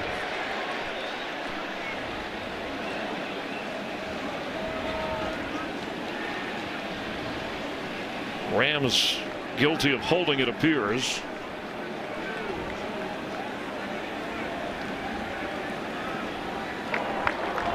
Holding. Offense. Number 76. That penalty is declined. It's 4th down. Correction, 77. It was on the veteran Andrew Whitworth and declined because it's 4th down. So we've seen this movie before. It's a little bit closer. This would be 44 yards. And the Tampa Bay defense outstanding to push the Rams backward. Zerline delivers. It's a 28-20 game. Rams at least come out and get something in the 3rd quarter. We'll see how the Bucs handle it.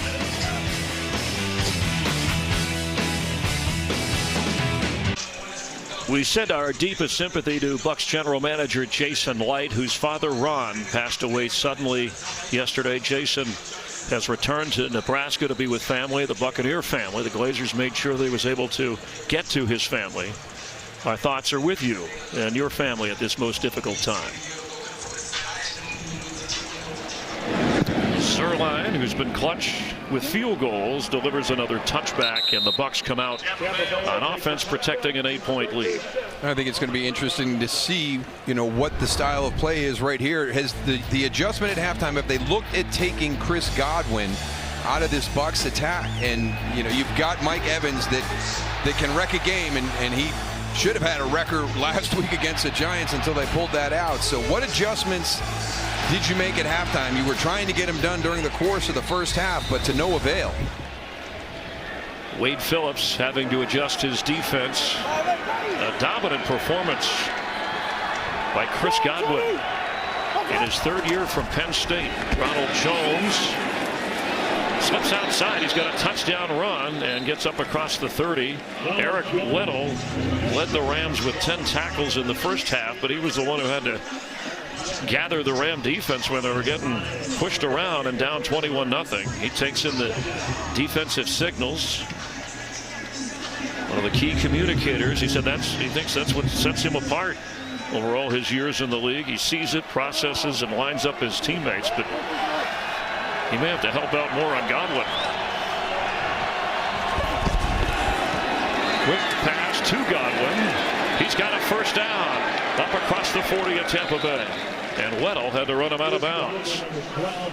Just finding a number of different ways, to get him the football. Watch, he's on the outside. He's going to actually press up like he's leaving and then come back into the screen, gives his guys some time to get out in front and get some blocks. 10 catches, over 135 yards, and Winston has taken care of the football today. 28 attempts, 19 completions. He does not have a fumble. After a 12-yard pickup, it's Jones, and the Rams smother him around the 42. I felt like there was a different Jameis Winston in the room with us yesterday. There just seemed to be such a calm presence about him, and the things that Laura talked about at the top about not having to be the face of the franchise and all the other different things, just go out and play football. It seems like that was a lot of stress, in his, week-to-week preparation in seasons past that wasn't there this year. Well, he's played a terrific game on the road against the defending NFC champs. Jones with a big hole and a first down. Ronald Jones, as a flag flies, he gets down inside the 10, all the way inside the 5, but 2 flags back at the 45-yard line. He had one big run called back already in the first half.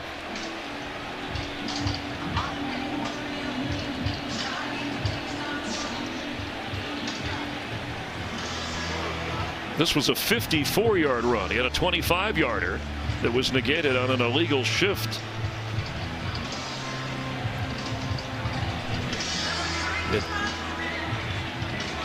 It's keeping the Bucs. There are 2 fouls on the play, both by the offense. Holding, number 85. That penalty is declined. Holding, number 80. That penalty is accepted.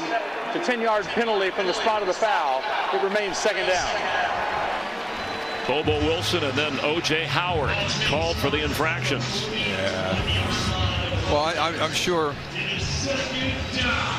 there's one of your holds right there.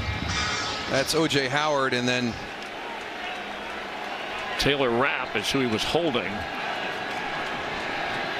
More than a 50-yard run, and these penalties are keeping the Bucs from running away from the Rams. Literally, they're deciding on where that infraction took place and where they'll spot it. And Arians is saying up. Really wasn't necessary to call that. Each team penalized 7 times.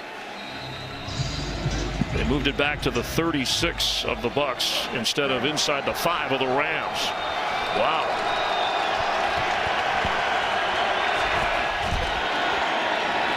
Winston. Cameron Brate across the 45. And that's some of that lost yardage the coaches always talk about. It's not just the penalty yards. What was the result of that play? And just very untimely for the Buccaneers today on the 2 big runs by Ronald James. They've had those penalties. That illegal shift penalty was a huge penalty on the earlier run that really kind of changed the complexion of the game at that time. And people in Southern California worry about their complexion a little more than others. Just over 6 minutes remaining here in the third on a 3rd and 7.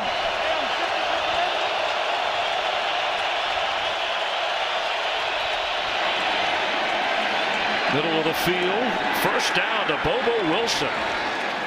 Thought maybe that Winston would keep it himself and run upfield, but he stayed in the pocket, delivered a strike.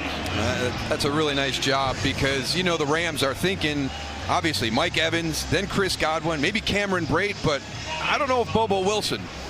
was on their minds on this play. So nice job of Jameis finding the go-to guy, the open receiver in that situation.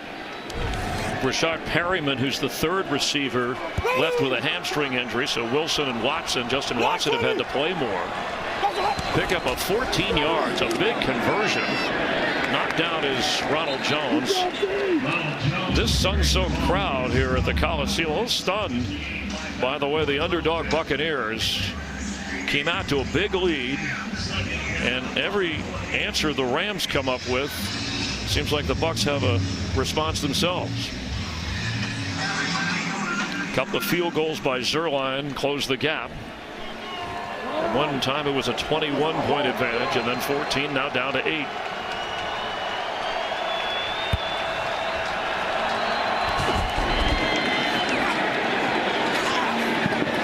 Evans the target. Winston well protected. That was one thing that Arians said, not only mentally protecting his fifth-year quarterback, but that builds to make sure that he doesn't take a lot of hits in the flow of the offense. And he's got to be careful there. He had Aqib Talib kind of sitting on that route. So just be smart with where you're going with the football, and if not, maybe get with your coaches and maybe, hey, Aqib's he's getting jumpy out there. Let's put a double move on him.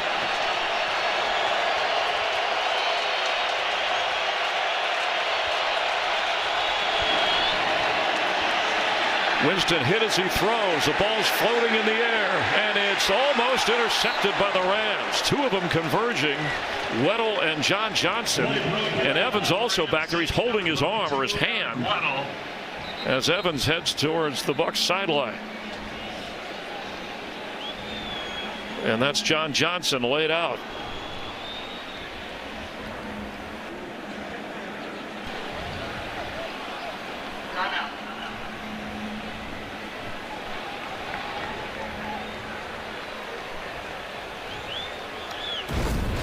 Take a look at what happened. Johnson and Weddle. See the helmet. Johnson checking on him. John Johnson was able to walk over to the Rams sideline after that collision. So on fourth down, Matt Gay, the rookie kicker, who has a 52-yarder in his pro career. He has made from 62 in a spring game when he was in college at Utah. This from 58. It's up and good. He matches Zerline, and it's back to a two-score game. The rookie from 58 yards away. And Bruce Arians with an 11-point lead. Important kick from the rookie Matt Gay, who last week missed a 34-yarder that could have been a game winner. And when people questioned Arians about it, he said he's not going anywhere. He's our kicker. He just made the long-range boot to make it an 11-point Bucs lead. And a touchback here. As part of the NFL's 100th season, the Rams holding their Fantennial this weekend. Saturday there was a fan fest here at the Coliseum featuring question and answer sessions with some Ram Hall of Famers. They had some game activity, football skills competition, drills, cheerleader performances, a good time. Fantennial happening for teams around the league as the league celebrates 100 years, 100 seasons of the NFL. Hey, facts.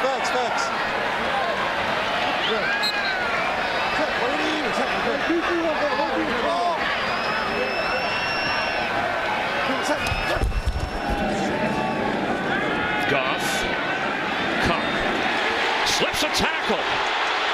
Cooper Kupp to the 48 of Tampa Bay.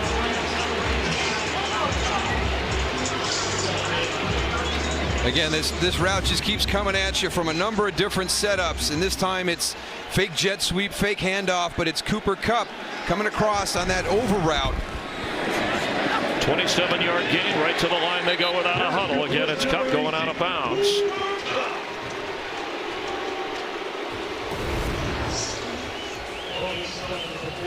With Michael Irvin, the Hall of Fame receiver, Cooper Kupp, whose father played in the Cowboy organization back in the day. He's asking Michael, okay, now how did you do that move at the top of the route where you never got called for PI, but you were actually creating separation? You played on those Cowboy teams with Troy Aikman and Emmitt Smith and Michael Irvin, the 3-time Super Bowl champs.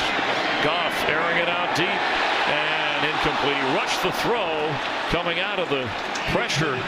Brandon Cooks had a few steps back there.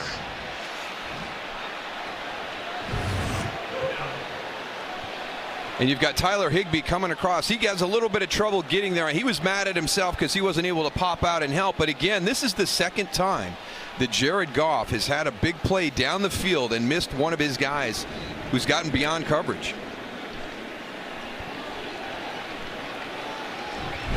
Rams realize they can't trade field goals with Tampa Bay.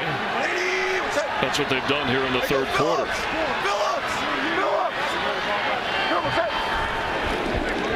Blitz. The pass is caught by Kupp short of the first down. And a great tackle by the rookie Michael Edwards. Third rounder out of Kentucky, coming off a rough game against the Giants, but he's played well today. It's 4th and 2. Looks like the Rams are going to go for this. This is interesting. You like the call? Well, you just made the point you don't want to trade field goals, but I've got Johnny Hecker. I'm going to try and bury him inside the 5-yard line. Now, they may come up and try to draw them off sides. Jared Goff had got the front to move a few times early on.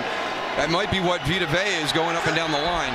Quick snap. They don't fake it, and that's tipped in the air, and it's intercepted. An awkward-looking play on 4th and 2.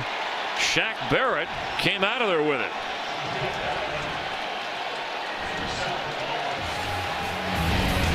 Shaq Barrett on a 4th down pass attempt, and Tampa Bay with their 3rd takeaway of this game.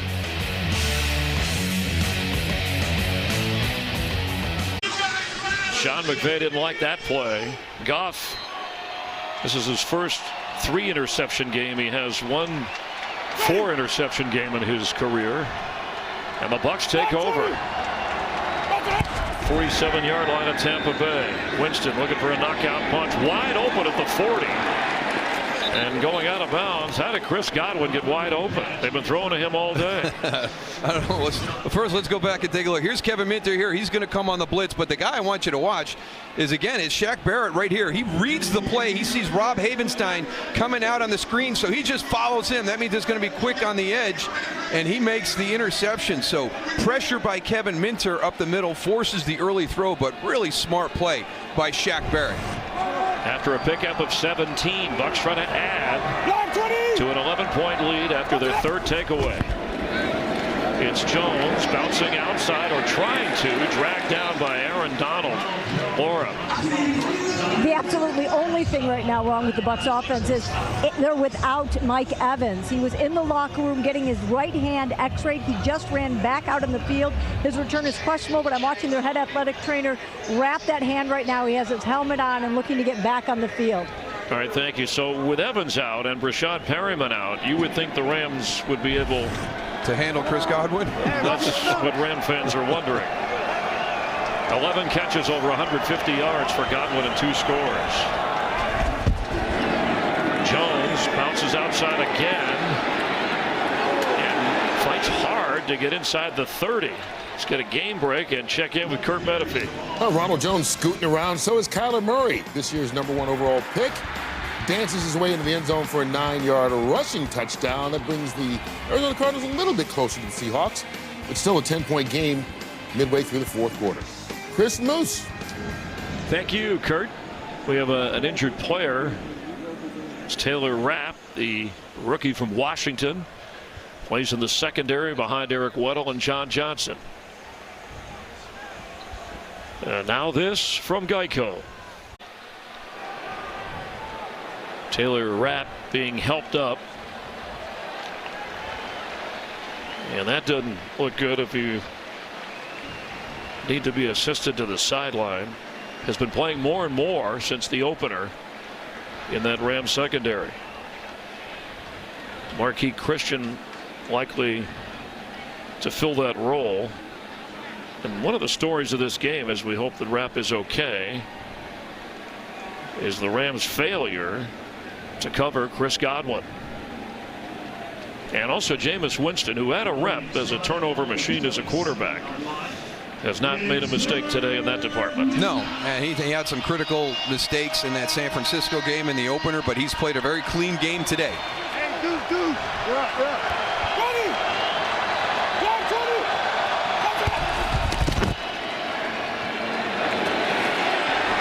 Ronald Jones is out of bounds. Spotted at the 15 of the Rams. This is real simple right here, just a little bit of play action, but you fake it to Ronald Jones and then he becomes your receiver. Clay Matthews gets engaged with the tight end and loses his leverage right away. Pickup of 12, another first down. Mike Evans is back in. Top of your screen to the right of Winston. Ronald Jones the back. Jones the carry. Sheds a tackler and picks up a few yards. Third quarter winding down. Time of possession and the score in favor of the Bucs. I like the fact that they've stayed with this run game. It's really gotten skewed for the Los Angeles Rams when you kind of look at their play selection. But when you look at what Tampa has done, they've really stayed with the run game. It's Byron Leftwich hasn't deviated from it. It's been a big part, just kind of following up what they did last week. See Bruce Arians, who relinquishes the play calling to Byron Leftwich, but oversees the operation, and it's been a good one for the Bucs, thinking upset of the Rams with 1 quarter to play.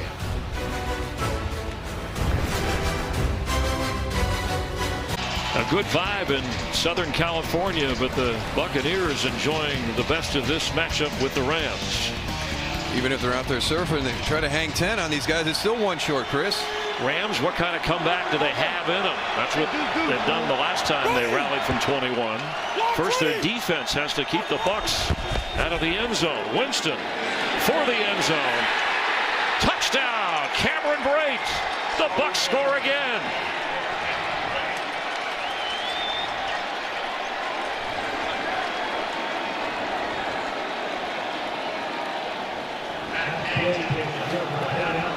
Wade Phillips has got to be just so frustrated with what's happened today. There's Cameron Brate. He's your red zone threat. I mean, that's when they go to him in this offense, is down in the red zone. Now, Mike Evans has been the one guy they've done a good job on. First and second down, the explosive play, they've really kind of taken him out. They've struggled with Godwin on all downs, and right there, he's not going to be happy with that because they know that Cameron Brate's a go-to guy. Matt Gay, part of a record today, kicks the extra point. It's the first NFL game where opposing kickers each made from 58 yards or more, Gay and Zerline, but a clutch catch. That's why Cameron Brate got the contract he got.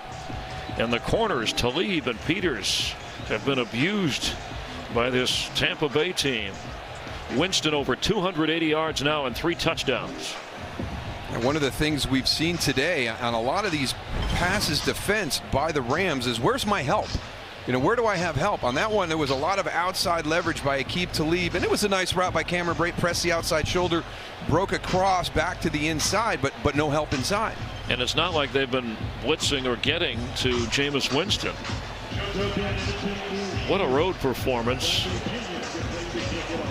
I know passer ratings are sometimes tough to figure out, but the numbers speak loudly. Winston over 121 and Goff a 64. Joe Natson back to receive, and the Rams are running out of time.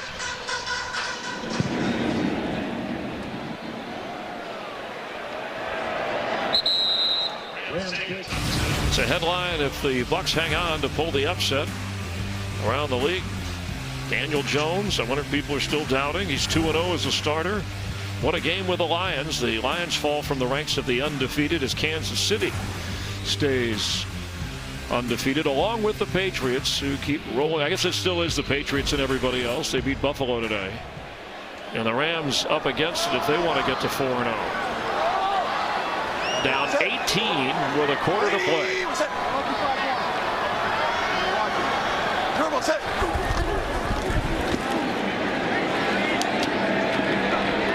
the first down. He slips a tackle and gets the first down. Tyler Higbee. The tight end position has worked well today for the Rams between Higbee and Everett. It's been the most productive, and it's kind of strange. I mean, open, Gurley at the 40, goes to the 45, so the completion's underneath for Goff. Yeah, I mean, last week, the game on Sunday night, they're going up against a Rams secondary that doesn't have any of its starters in the lineup. And this week, it's, Bruce Arians was open about our secondary played the worst game of the season so far last week. Robert Woods, first down out of bounds. Yeah, the Bucs, who let that 18-point lead at home slip away against the Giants, and a quarterback starting his first game without his star running back when Saquon Barkley went out. They look like a much different team today here at the Coliseum.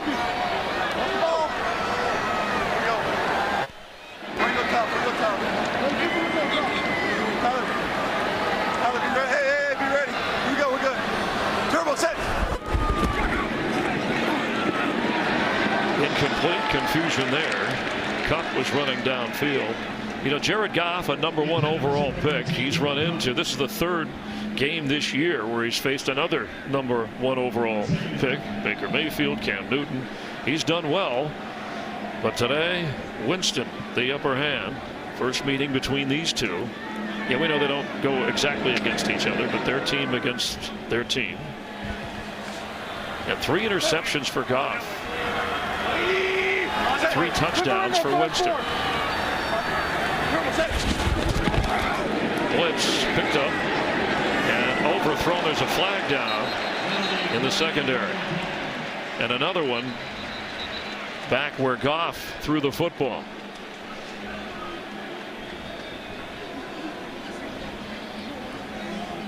I know Bruce Arians is going to blow a gasket on one of these calls, because I think we've got the one where you tackle the quarterback and put your body weight on top of him.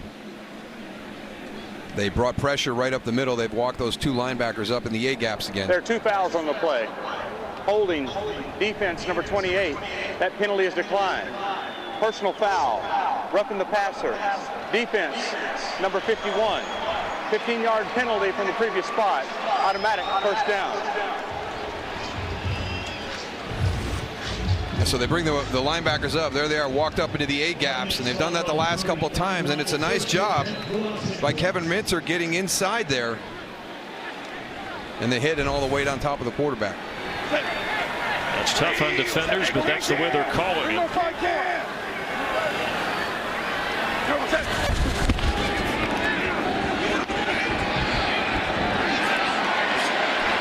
Here another first down is Robert Woods.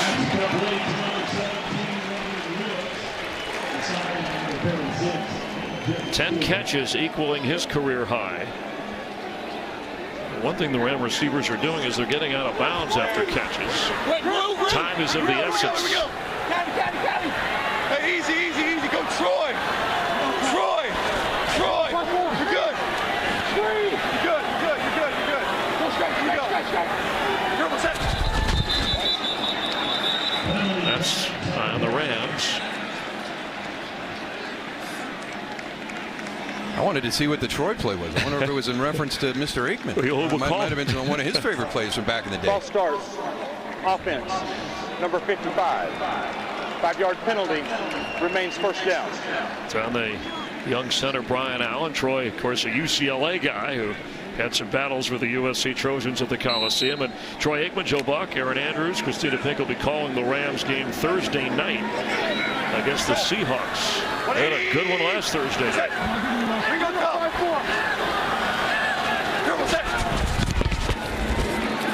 Goff hit as he throws. Cooper Kupp had 3 Buccaneers around him. Yeah, they're doing a nice job with this defense that Mike Zimmer really kind of popularized in the NFL. You get those linebackers up in the A gaps, and you challenge the protection. And right now they've done different things when they've got up there, and you're getting people free to Jared Goff. You can see Vita Vea coming in. We had Kevin Minter free to him before. So Todd Bowles right now found something right now that's giving the Los Angeles Rams protection up front some issues.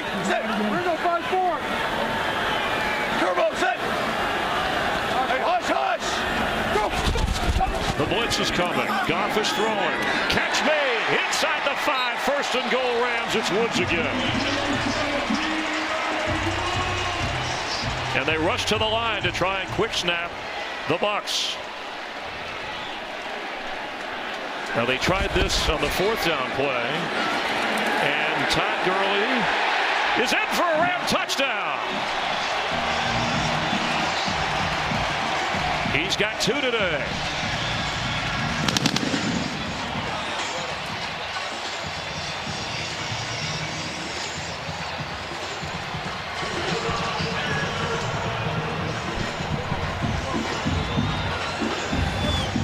They get down and tight and lead on Todd Gurley.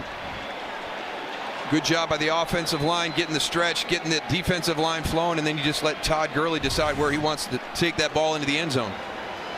He's run the ball just 5 times, scored twice. Gurley has 6 receptions.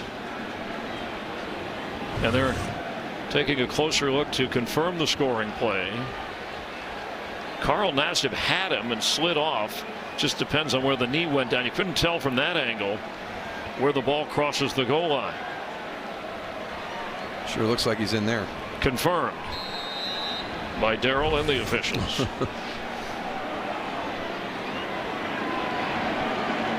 Now you don't go for 2 to make it a 10-point game. The Rams decide to kick the extra point. And if Zuerlein delivers, it's back to an 11-point lead with 12.5 minutes to go.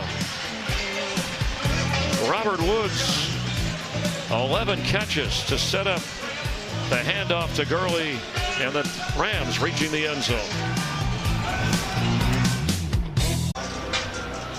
Well, after the Buccaneers added another touchdown, the Rams responded with Todd Gurley's 2nd rushing touchdown of this game. Goff has had to put the ball up 49 times, and they're still down 11. On the return is Logan. Rams decide not to kick it through the end zone, and instead a return out up across the 25-yard line. You can see the difference from last week to this week. It was Mike Evans versus the Giants, and that was one of the reasons there's been so much attention paid to him. But Chris Godwin has had an excellent afternoon, and that's one of the great things about this offense. We talk about the skill players for the Rams, but with Mike Evans and Chris Godwin out there, that's a pretty nice combination. If one is trying to be taken away with coverages, the other guy should have single coverage the majority of the time. And Winston has been outstanding. The Ram defense has not shown the ability to stop this Buccaneer offense. Ronald Jones. 1-2 punch of Peyton Barber and Ronald Jones. Jones, keep talking about his USC days, 5th on the all-time rush list. He only played 3 years for the Trojans. He's got over 30 yards, does have a touchdown run. Yeah, but he's had his 2 big runs of the day. He's called back on penalties for the Buccaneers, so the potential is there. He's had some explosive runs. He's looked good on film. Good first down yardage for Tampa Bay, protecting the lead. Winston to throw, deep down the middle. He's got it, and to the end zone. Mike Evans, touchdown.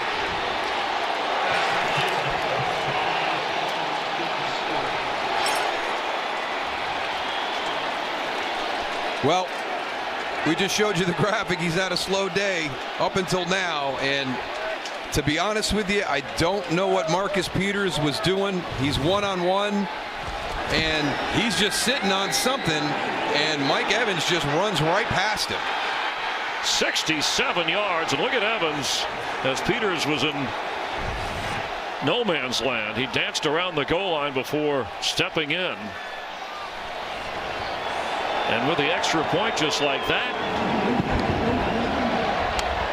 it's 45-27. 4 touchdown passes for Jameis Winston. And Evans, after a big week last week, his first of this day.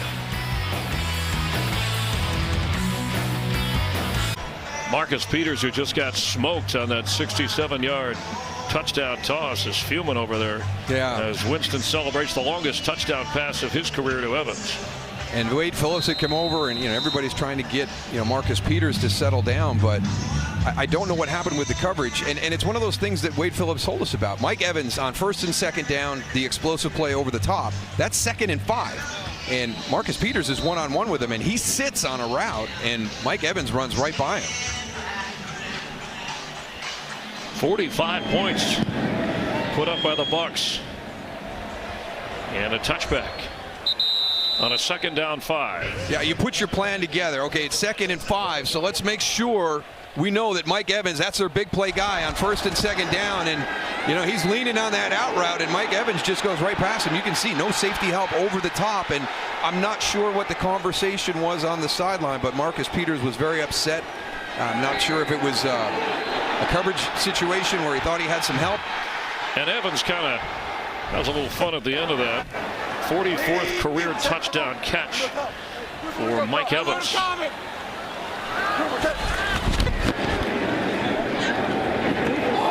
Almost the 4th interception thrown today as Carlton Davis had his hands out. There's a flag down. Maybe a hold back at the 15. Holding. Offense. Number 77. 10-yard penalty. We play 1st down. The veteran Andrew Whitworth called for another penalty today. Yeah, and it happens when you've got those linebackers up in those A gaps, and they're actually bringing more. So take a look at this. I mean, even with the big lead, you got 1-2, and then this guy's going to come too from depth on the secondary, the linebacker level. You're bringing 3 guys and challenging Jared Goff to execute. And boy, I tell you what, that was very close. Carlton Davis should have had that pick. 8 penalties on offense, 9 total for the Rams. On 1st and 20, Goff gets rid of it. He was lucky to do that. I think the big thing right now, we've talked about the rhythm. This offense has not been able to get into a rhythm. Teams have been showing them something, and they haven't been able to fix it. They haven't been able to get to the sideline, make their corrections, and come out and execute against it to force them out of that. There's been talk about the 6-1 defense that New England ran in the Super Bowl and teams using that against them. The Saints used it. You saw it from Cleveland last week. We haven't seen it here today, but Todd Bowles has found this old Mike Zimmer double A-gap mug that's given them problems, and they haven't figured out how to beat it. Bond! Gerald Bond! 5-1? Yeah, we'll go 5-1. Gerald, set. Well, they have put up 27 points, but they've also turned it over 3 times. Cooper Kupp to the 25. When you say 6-1, you're saying, what, 6 defenders on the line of scrimmage at the snap of the ball and 1 linebacker? Yeah, the Patriots did it, and Sean McVay actually has had a little bit from Chicago in that game earlier in the season last year. 6 guys across the front, cover every gap. Really put the pressure on you with your outside zone, which is the key running play here. You play buzz coverage off that. That protects your flats and your out routes, and you let the safeties take anything deep and anything in breaking. And those are some of the staple plays in the Sean McVay offense. So they've struggled to counter that up until this point this season. We haven't seen it today. Todd Bowles is doing something different, but they still haven't been able to crack that code this afternoon. Just a 4-man rush. Goff has to step up and fire, and does. At the 45 of the Rams, Josh Reynolds, first catch of the day. Robert Woods has 11 catches to lead the Rams. Chris Godwin has 11 for Tampa Bay. Pick up at 22 yards. Todd Gurley down the sideline.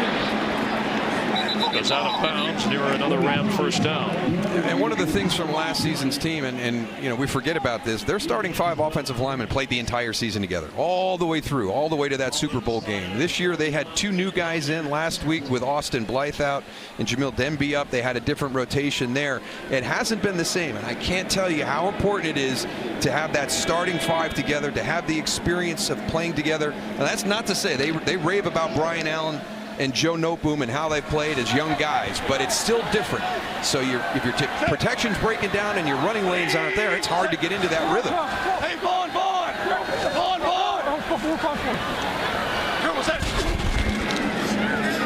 Woods is picked up, and the catch is made going out of bounds. Brandon Cooks inside the 30 and a first down. And this was something really surprising. We had him in the opener, kind of looked at that, and you saw the same starting NFL linemen, in every game last season. And they've already had a couple here to start this one. And you look back at it, and the last team to have done that previous to the Rams last year were the Falcons when they went to the Super Bowl. Incomplete. Jared Goff has thrown for 425 yards. But he does have the 3 interceptions that put Sean McVay's team in a hole early. And a great job by Tampa Bay converting on those turnovers. Sometimes you get a turnover and your defense comes out and makes a sudden change stop, but that Tampa Bay offense has been very opportunistic with the takeaways from this Rams offense. Good right. Here we go. No. 5-0. Fuck it, go here. Turbo set. Blitz. Goff. It's in the air and ruled incomplete. Jordan Whitehead, who caused an interception earlier when he got to Goff. And just not shying away, even with an 18-point lead, still bringing that pressure. You heard the 5-0. That means the 5 offensive line on the 5 defensive line. But here come your blitzers right here. You've only got one guy in the backfield, Todd Gurley, to block to get the 6th guy. So the free Jordan Whitehead is the free runner at number 7. Whitehead also has an interception today, one of the 3. That's 3rd down and 10.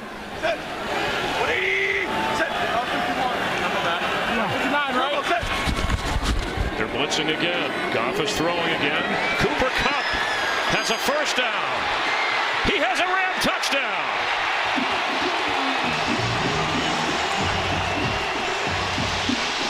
$29 yards.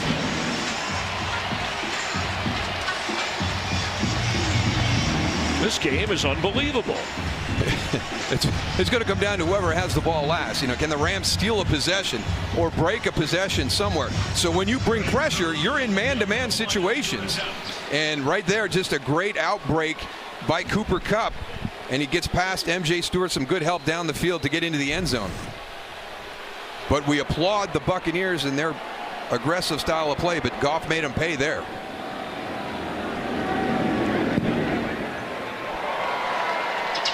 Back to an 11-point lead. They drive 75 yards, and a block helps Cooper Kupp take it into the end zone. Just over 9 minutes to play here in Los Angeles.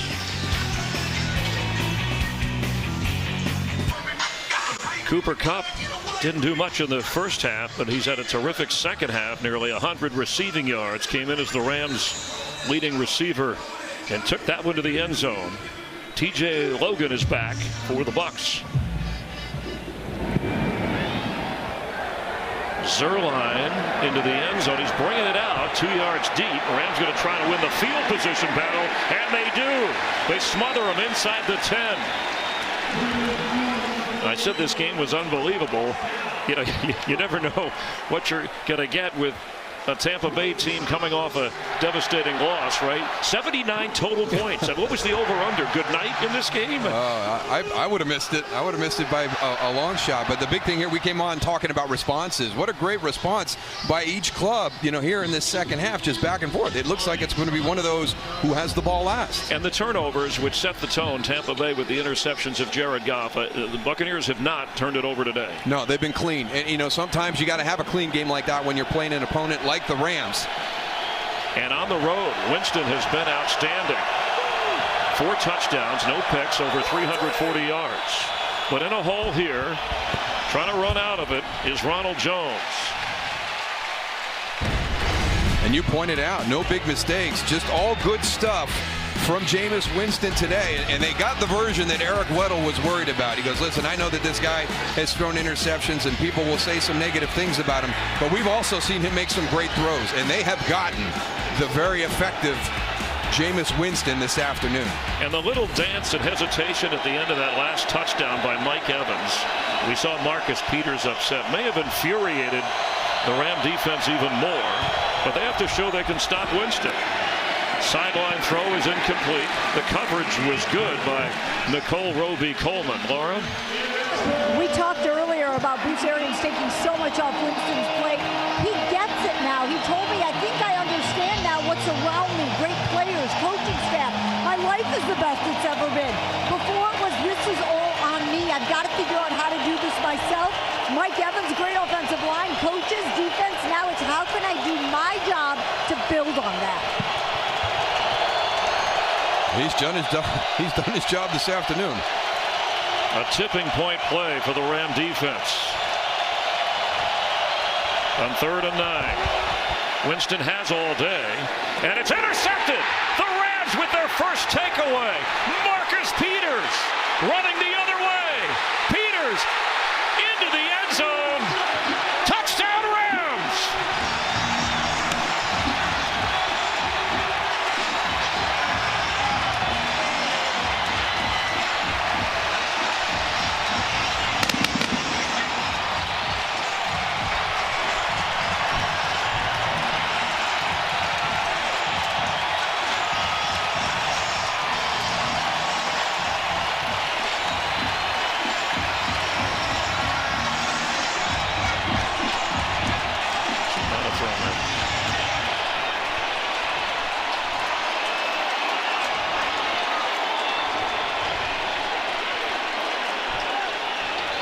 Just when we were talking about Winston protecting the football, they're only taking a closer look on the 32-yard return, ruled a touchdown. They want to make sure, the officials do, that he was in the end zone.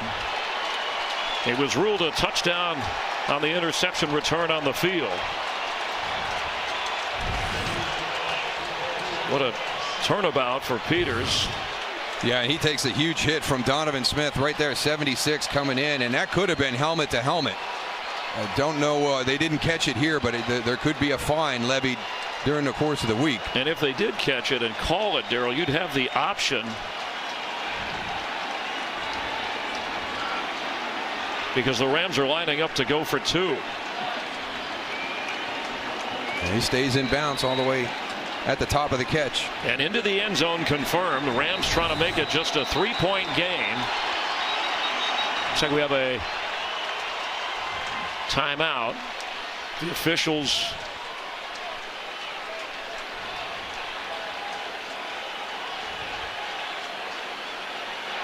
want to get the Ram offense going after they took time to review the score, so want to make sure the Rams have their amount of time on the play clock.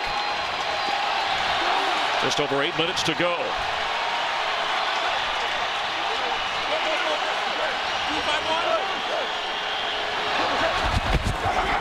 Goff fakes, throws, and no. It's a 5-point Buccaneer lead. So for Peters, his 4th interception, 5th overall. Plus he's had a fumble return for a touchdown.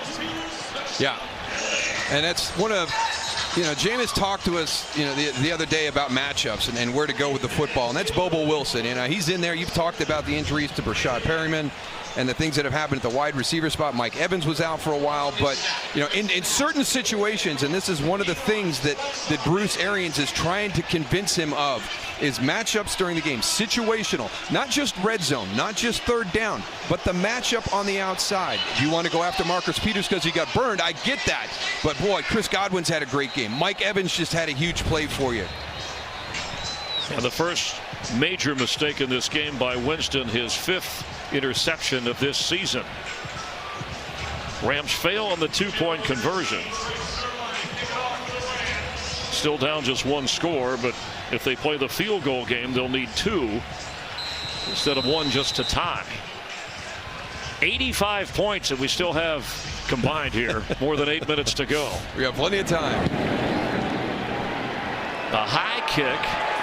Logan and his teammate says, that's Dare Ogunbowale, stay in. Yeah, well, that was really the start of the whole disaster of the last possession, was TJ Logan hesitating, bringing it out and getting stopped at the 10-yard line.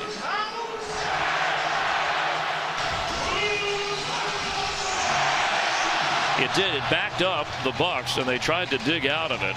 So Marcus Peters had to go under the hood after that tough hit by Smith that you pointed out, Darryl, at the goal line when he got in. Troy Hill has come on to play in the secondary for the Rams. Looks like he's out from under the medical attention. See that bruise on the left side of his face, but what a return, what a comeback for a cornerback in a game like this.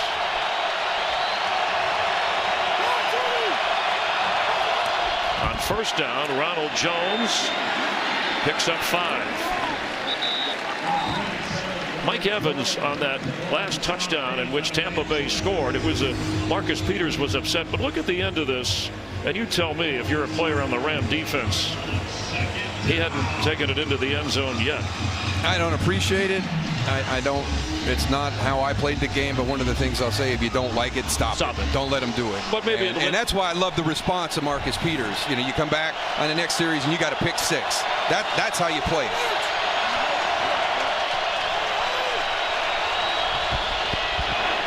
Jones sheds a tackle, and then 3 Rams smother him.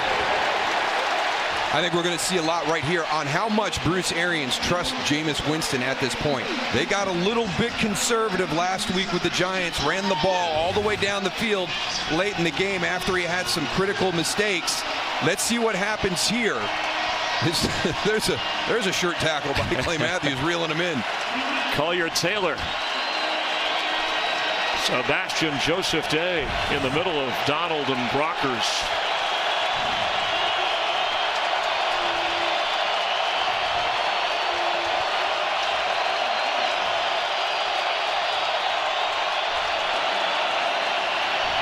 Winston, middle of the field, catch made right at the 40. Mike Evans, who we showed moments ago, and gets the Tampa Bay first down. That's great stuff by Bruce Arians. He gave Matt Gay an opportunity for a long field goal at the end of the half to show him he still has confidence in his abilities. And right there, I'm going to let Jameis Winston go out and make a play to convert on 3rd down. We're not getting conservative here. The protection has been good for Winston all afternoon. 26 out of 39, 360 yards for Jameis Winston and a touchdown, 4 touchdowns and an interception as Jones is brought down and the clock runs 6 minutes and a flag down late.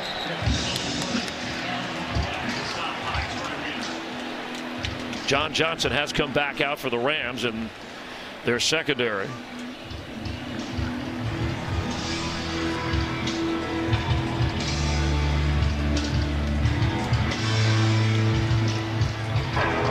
Holding defense, number 69.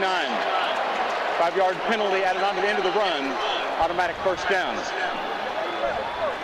Well, that's an interesting call on Sebastian Joseph Day on the line. Yeah, right here. Watch Sebastian Joseph Day. He is not going to allow the lineman to climb up to that 2nd level.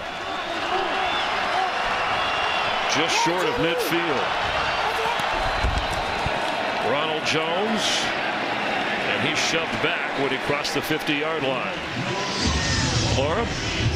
Bucs still driving. Rams defense still without Marcus Peters. He is now in the locker room being evaluated for concussion. And thank you, Laura. So Troy Hill remains out there. Johnson has come back after he went out earlier in that collision downfield with Eric Weddle. Rashad Perriman out with a hamstring for Tampa Bay. On 2nd and 7. Winston to throw, protected well, middle of the field. Godwin at the 30. His 12th catch of this game. Yeah, they're just having a big problem, taking care of him. Nickel Roby-Coleman, not his responsibility that time. It looks like they brought Eric Weddle down in the area to try and help out on Chris Godwin. And again, Winston well protected, plenty of time to deliver the football. Impressive numbers for Chris Godwin, who Mike Evans said prior to this season, he's not just a complimentary receiver to me, he's a co-number 1.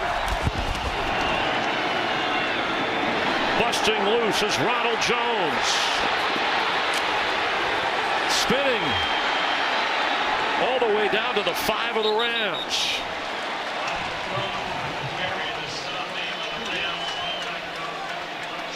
Bruce Arians said that it was going to come down to blocking and tackling. A lot of times it does, and right here is the big thing. A couple of missed tackles right there. Poor position by John Johnson coming down from the safety spot, by Aqib Talib, and all of a sudden Ronald Jones is on the outside. A 24-yard run, and this time no penalties to bring the run back. And the Ram defense shaky. 5 red zone touchdowns in 6 possessions there for the Bucs. Peyton Barber brought down Clay Matthews. And that's an important thing. We've had a lot of defensive coaches talk about yards given up during the game.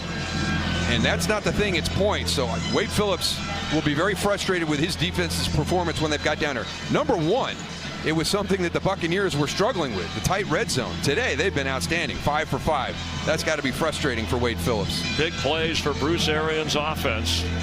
Rams use a timeout, hoping to hold Tampa Bay to a field goal and have some time to be within a score, a touchdown and a 2-point conversion. They already failed on their last 2-point conversion try. The Bucs scoring record is 48 points. They're at 45 and again in the red zone. On 2nd and goal. The pitch to Ronald Jones and brought down at the 10-yard line. An excellent defensive play. Dante Fowler. Yeah, but Marquis Christian, the safety coming up from deep, was there very quickly first and forced Ronald Jones back inside. Rams used their 2nd timeout. They have 1 remaining. They'll still have that 2-minute warning. Under 3.5 to go on 3rd and goal from the 10. Here's that question again about Arians trusting his quarterback. A touchdown is the knockout punch, but you got to be careful because 3 big difference in what the Rams have to do to at least tie the game. And the incomplete pass will stop the clock and allow the Rams to keep that final timeout along with the 2-minute warning.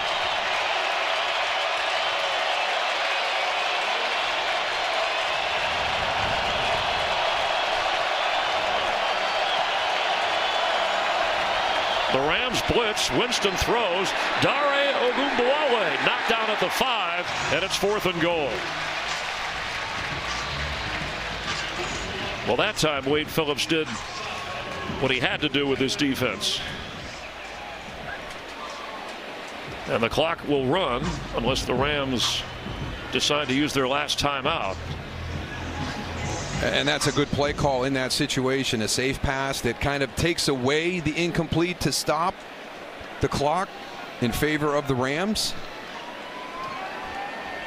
And even though this will be a chip shot field goal attempt, and Matt Gay has made from 58 today, it is a pressure kick. And that's why there was a lot of talk about last week's miss, and we'll show it to you right here. And it was out to the right, and that's the area. They had charted it all the way through preseason camp and all the kicks that Matt Gay had taken, and it was that area right around the PAT distance, and that's right about where they were, and he had missed them consistently to the right. And there was some confusion and a penalty before that back against the Bucs that wasn't the kicker's fault, that backed them up 5 more yards. This will be a 21-yard attempt to give the Buccaneers an 8-point lead. Rams special team units, one of the best in the league.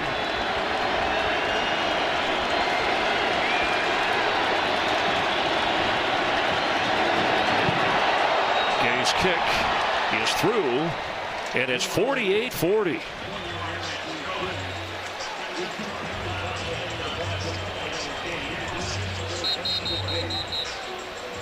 Rams had the block on but couldn't get to Matt Gay. Well, we came on today talking about response, and how would Tampa Bay respond after that crushing defeat last week. They've done a great job, but really during the course of the game, both of these teams, but the response of him individually, the response of Jameis individually. And there was a difference in the building when you talk to some of the Bucs people this week. not to knock any previous coaching staffs, but Bruce Arians was upset about it and angry, but there was a quick move on. Move on. It's a young team. Let's go forward. And they came in against the defending champs and have done that, putting 48 points on the board, and are just over 2.5 minutes away from evening their record at 2-2 and knocking the Rams from the ranks of the undefeated.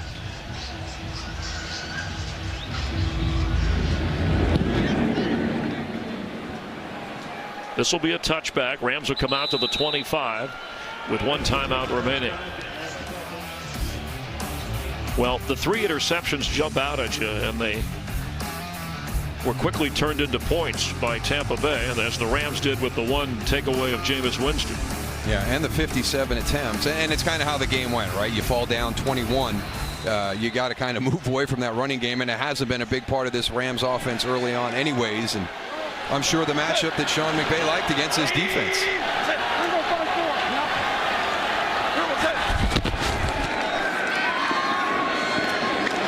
Tackled right away. Cooper Kupp shoved back from the 30.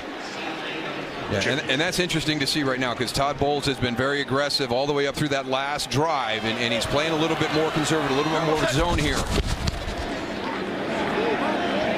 Robert Woods, first down and out of bounds at the 2:12 mark.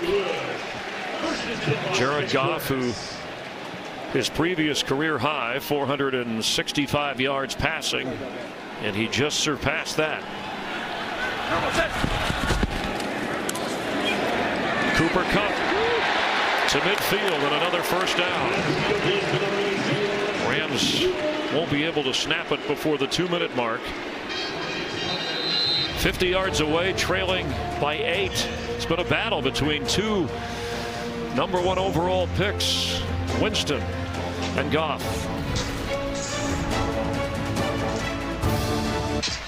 Yeah, there's nothing wrong with your screen here. That is 48-40 with 2 minutes to go. The Buccaneers were up 21-0.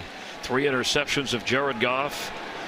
But now Goff has thrown for 479 yards. 40 out of 60. Down by 8, 1 timeout. Catch by Woods and kept from going out of bounds. An excellent defensive play. Yeah, and after a couple of snaps here, playing a lot more conservative than they had up until that point. They had those linebackers walked up into the A gaps again. Here they come. 13 catches for Woods. Blitz is on. Goff, and there is not a flag. Cooper Kupp was the target, and MJ Stewart was on the coverage. This crowd doesn't like that there was no call. And again, you can't challenge. We're inside of 2 minutes. The would have to look themselves. And a little bit of this is it's inside 5 yards, you know, at the start. So some of the contact there before the ball arrives or is in the air is inside that 5 yards. They are going to look at it automatically, and they should. That looked like it might have been some kind of infraction. But again, this is the new world we live in. So New York is on it. Our referee, Brad Rogers, is on it. We have Dean Blandino, rules analyst, just down the traffic jammed freeway. Dean, your thoughts? So the contact does appear to be early. What I'm looking for is that left arm. Does he hook and turn the receiver before the ball gets there? Now, the league has been very consistent. The standard is really high in terms of putting this call down in replay. So we're going to have to see something clear to make this a foul. And again, it looks like that left arm, does he grab him and hook him before the ball gets there? You're saying on that review, because that looks like he is, I don't know about grabbing, but he's certainly affecting the left arm of Cooper Kupp. He's definitely there early. There's contact. And now what they have to determine, does that contact, and the language in the book is clear, significantly hinder the receiver's ability to make a play on the ball? And here, this is in sync. And out of the coming into this game, there were we had only 7 overturned, about a quarter of those that were reviewed. After review, the ruling on the field stands. 3rd down. Dean Blandino correct in his assessment. There wasn't enough. Bruce Arians this time agrees with the officiating crew. Absolutely. Thank you, Dean, as always. The idea is to get it right. Now 3rd and 8. 1:38.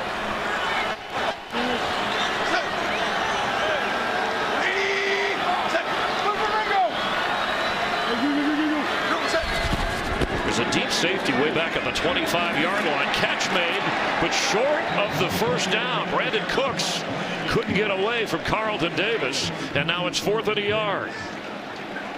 And the Rams have to hurry. False start. And it looked like the Bucs jumped.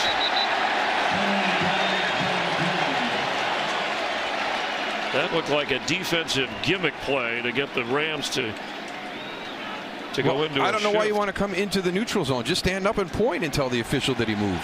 That way, if he actually didn't, if he was still getting set, it wouldn't be. Is it the right guard? Encroachment unabated to the quarterback defense. That's a 94. 5-yard penalty results in a first down.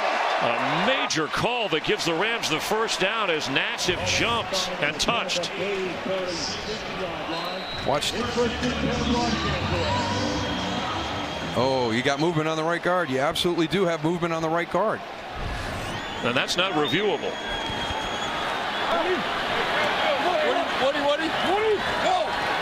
Maybe obscured by the official who was leaving right behind him. Rams may have caught a break. It's a first down. Quick pass incomplete. And maybe it's there's a flag down. It was intended for Cooper Kupp.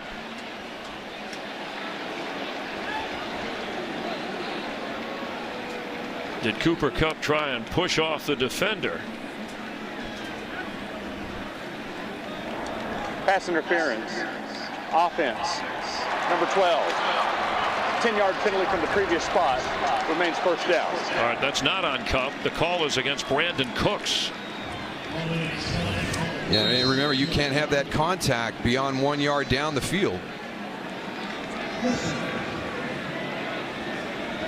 Maybe that's a makeup call for the one that they on the. What are you suggesting? What are you suggesting? Just throwing it out there. What do you got? Hard call. Turbo set. Blitz. Ball's out. Buccaneers are going to win this game. And Ndamukong Suh, a former Ram, is in the end zone to seal it for Tampa Bay.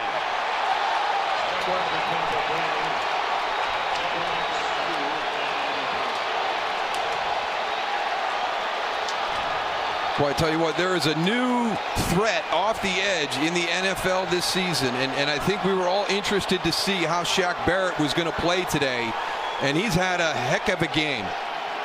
And he's the one that has the sack-caused fumble. 37-yard return by Ndamukong Suh on the fumbled football to reach the end zone. There was talk during the week that Suh talked to members of the team about some of the Rams and the intricacies of how they operate. He was on the Ram team last year. The extra point is off the mark. There's a flag down, and it's a 14-point lead for Tampa Bay. I want you to just watch right here. Watch the inside spin move by Shaq Barrett. And that is. Now, was that Gurley's responsibility? He was the back who went. Well, there's no responsibility there. That's just your guy getting beat. Your guy got beat real quick, and I'm sure Todd had his responsibilities to the left side. I mean, every once in a while you have these great edge rushers. Your tackles have got to stand up and block them one-on-one. You try and minimize those opportunities, but when he has had one-on-one opportunities today, Shaq Barrett has taken advantage of them, and none bigger than that last one. That was a great inside spin move.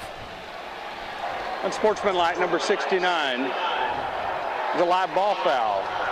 Tampa Bay's chosen to re-kick. That's on the Rams, so the extra point, they'll have another opportunity, another penalty on Sebastian Joseph Day. And there's Goff with his head coach. 4-turnover day. 3 interceptions and a lost fumble, and a lost cause, it would appear. This extra point key because it's a 15-point lead. even if the Rams miraculously are able to score quickly.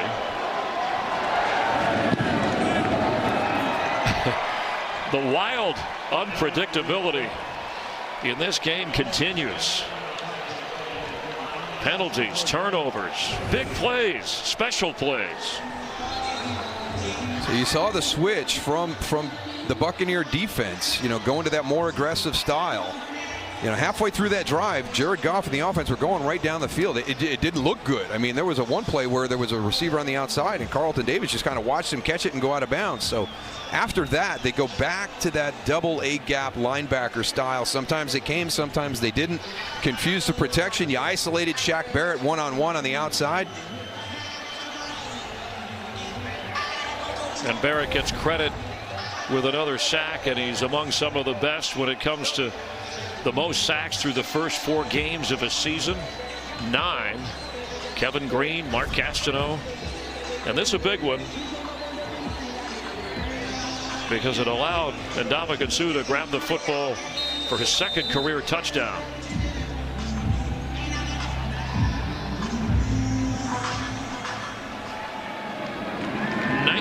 Total points in this game.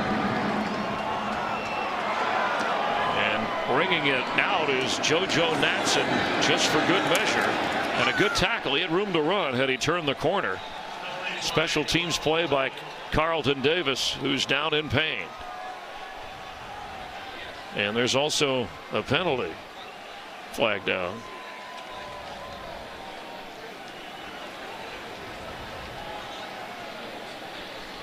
And there's a second player for Tampa Bay. During the returns, holding number 34. Half the distance to the goal from the end of the run, first down. At that call, the Rams now 13 penalties accepted, more than 100 yards.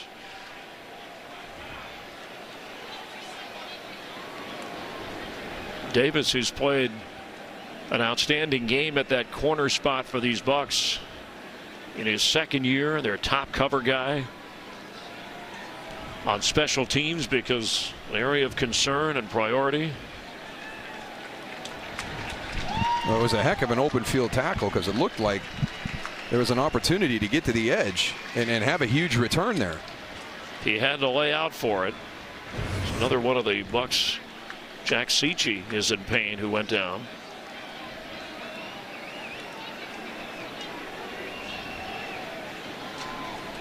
And that's where Brown was called for the penalty of the Rams, and Cichy to the sideline in pain. One of the Bucs linebackers who frustrated. He's had a series of injuries in his brief career.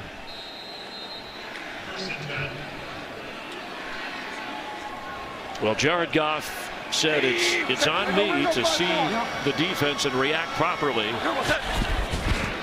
He had a rough game in that department today. Goff nearing the 500-yard passing mark in the history of the Rams. Vince Ferragamo threw for over 500 in the 80s. Norm Van Brocklin, an NFL record, 554 for Woods, and that's incomplete. There's a flag down.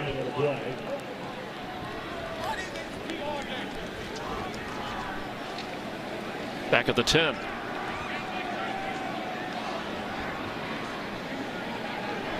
Holding defense, number 94. 5-yard penalty from the previous spot. An automatic first down.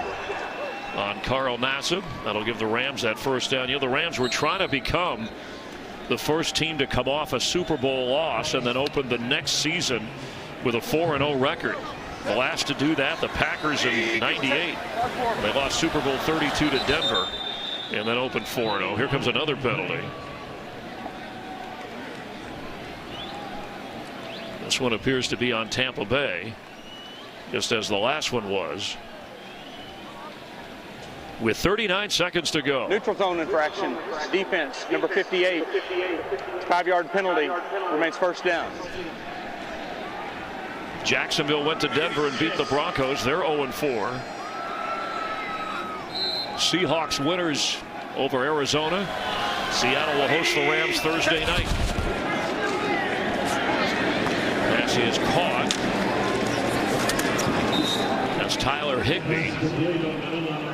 And the Tampa Bay Buccaneers, a lot of traveling. 5 road games. A lot of travel. They won't play in Tampa until November 10th. Goff's throw incomplete. Goff has surpassed 500 yards through the air. And the Bucs evening their record at 2-2. One of these, as they play Carolina and London, considered a home game, but they're not going to be in Tampa. They have 3 different time zones they're going to be going through. 5 games. Bruce Arians called the schedule ridiculous. But next up, close by, they take on the Saints in New Orleans. Goff, middle of the field. Tyler Higbee. Rams have 1 timeout remaining and fighting to the finish. They will use that timeout. Well, Bruce Arians got the most out of his quarterback. There's that schedule we're talking about. The league office, they do a great job of scheduling. Mike North, Howard Katz, but they admitted on this one that things got a little bit out of whack if they had it to do over again.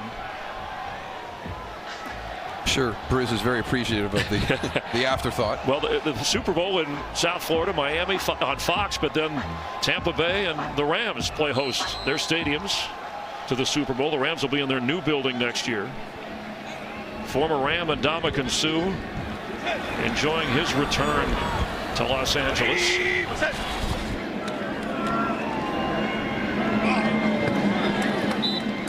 Out of bounds throw.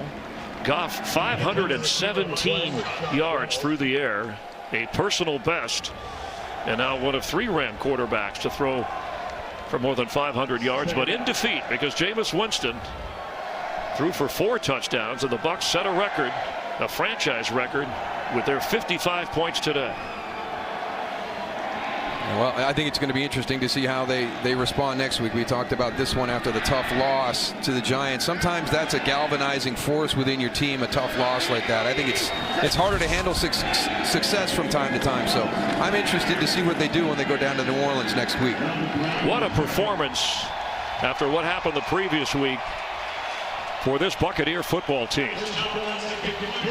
55-40. Rams' first loss at 3-1. Bucs even their record at 2-2. And the tone set early by that Buccaneer defense. Yeah, and then because they were so opportunistic with the takeaways, you know, it was great complementary football. Defense is making great plays, giving the offense short fields, and the offense is punching it in for points. So again, there's another great play by Shaq Barrett. Had the big sack late in the game right here. There was a scoop and score by Ndamukong Suh. So you know, we were interested to see how this Tampa Bay team was going to respond, and we talked about how it was all 3 phases, and today all 3 phases came out and played well together, earning this victory. Chris Godwin, 12 receptions, 2 touchdowns. Ronald Jones with a touchdown run. We'll have more from the Coliseum in Los Angeles and the Buccaneers' upset win in just a moment. You're watching the NFL on Fox.